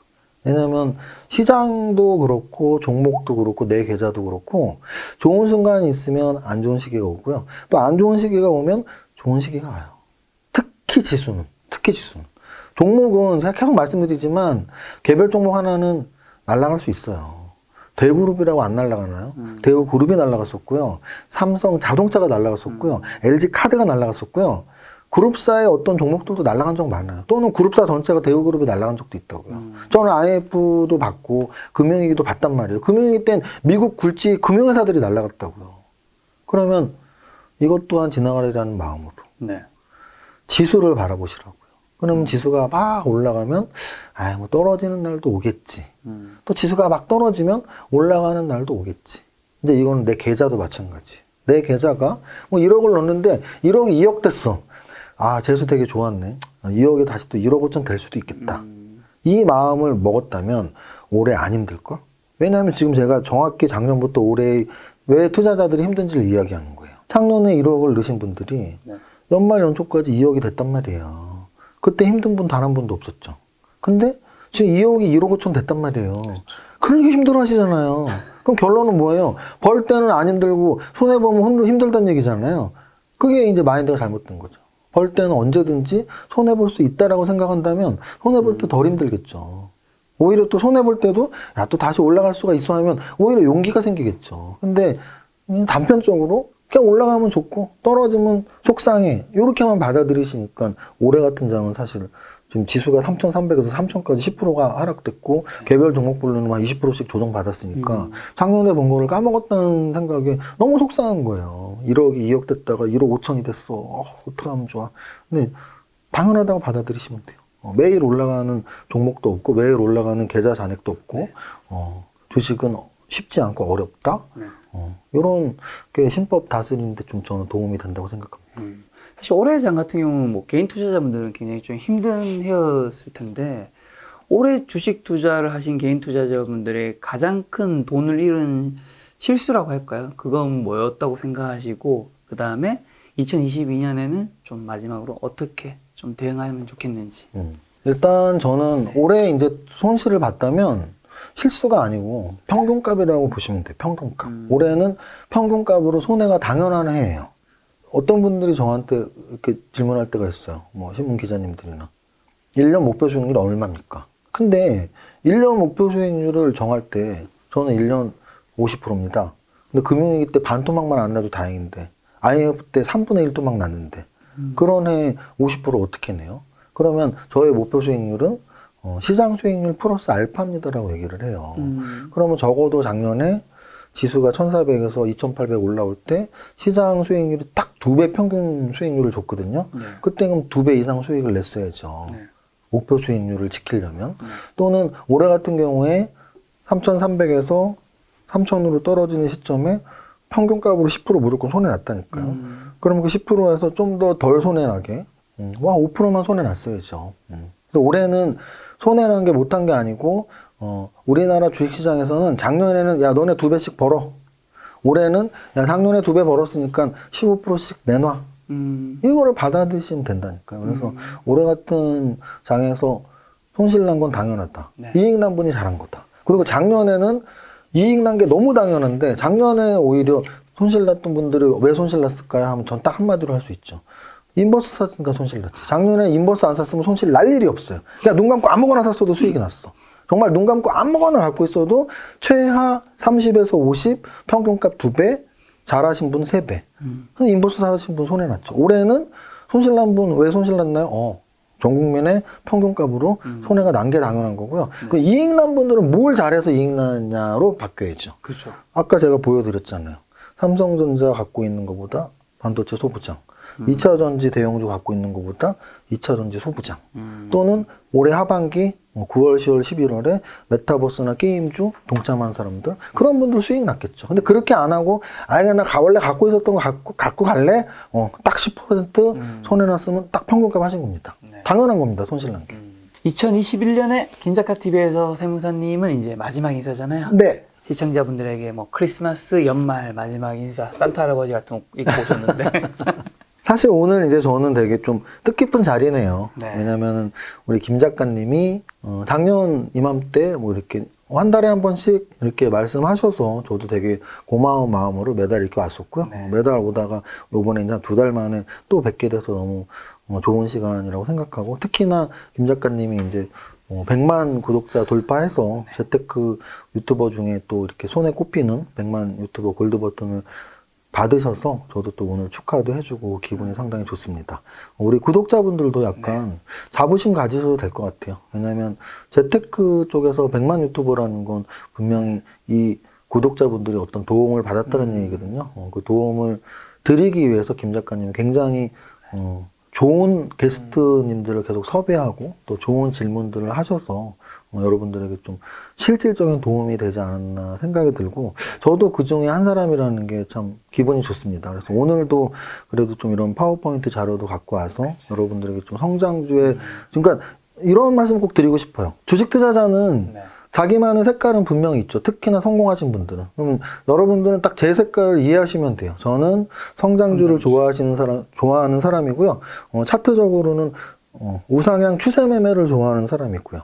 그래서 이 두 가지가 뭐 저랑 안 맞는 구독자님들도 그냥 그래도 저런 투자법도 있구나 생각하시면 되고, 또는 성장주나 추세 매매를 좋아하시는 분들은 아마 제 오늘 그래도 영상에서 작은 팁 하나씩은 건지셨으면 좋겠습니다. 이제 연말인데요.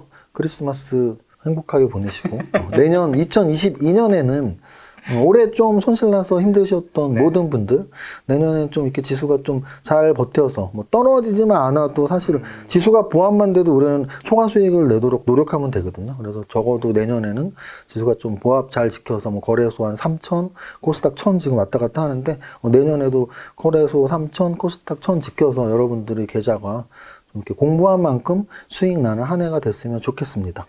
알겠습니다. 2021년에 너무 고생하셨고 2022년에도 뵐 오늘 만난 멘토님은 슈퍼게임 이정유 세무사님이었습니다. 지금까지 여러분 소중한 시간을 함께 해주셔서 정말 감사합니다. 오늘도 김 작가였습니다. 고생 많으셨습니다. 네, 감사합니다.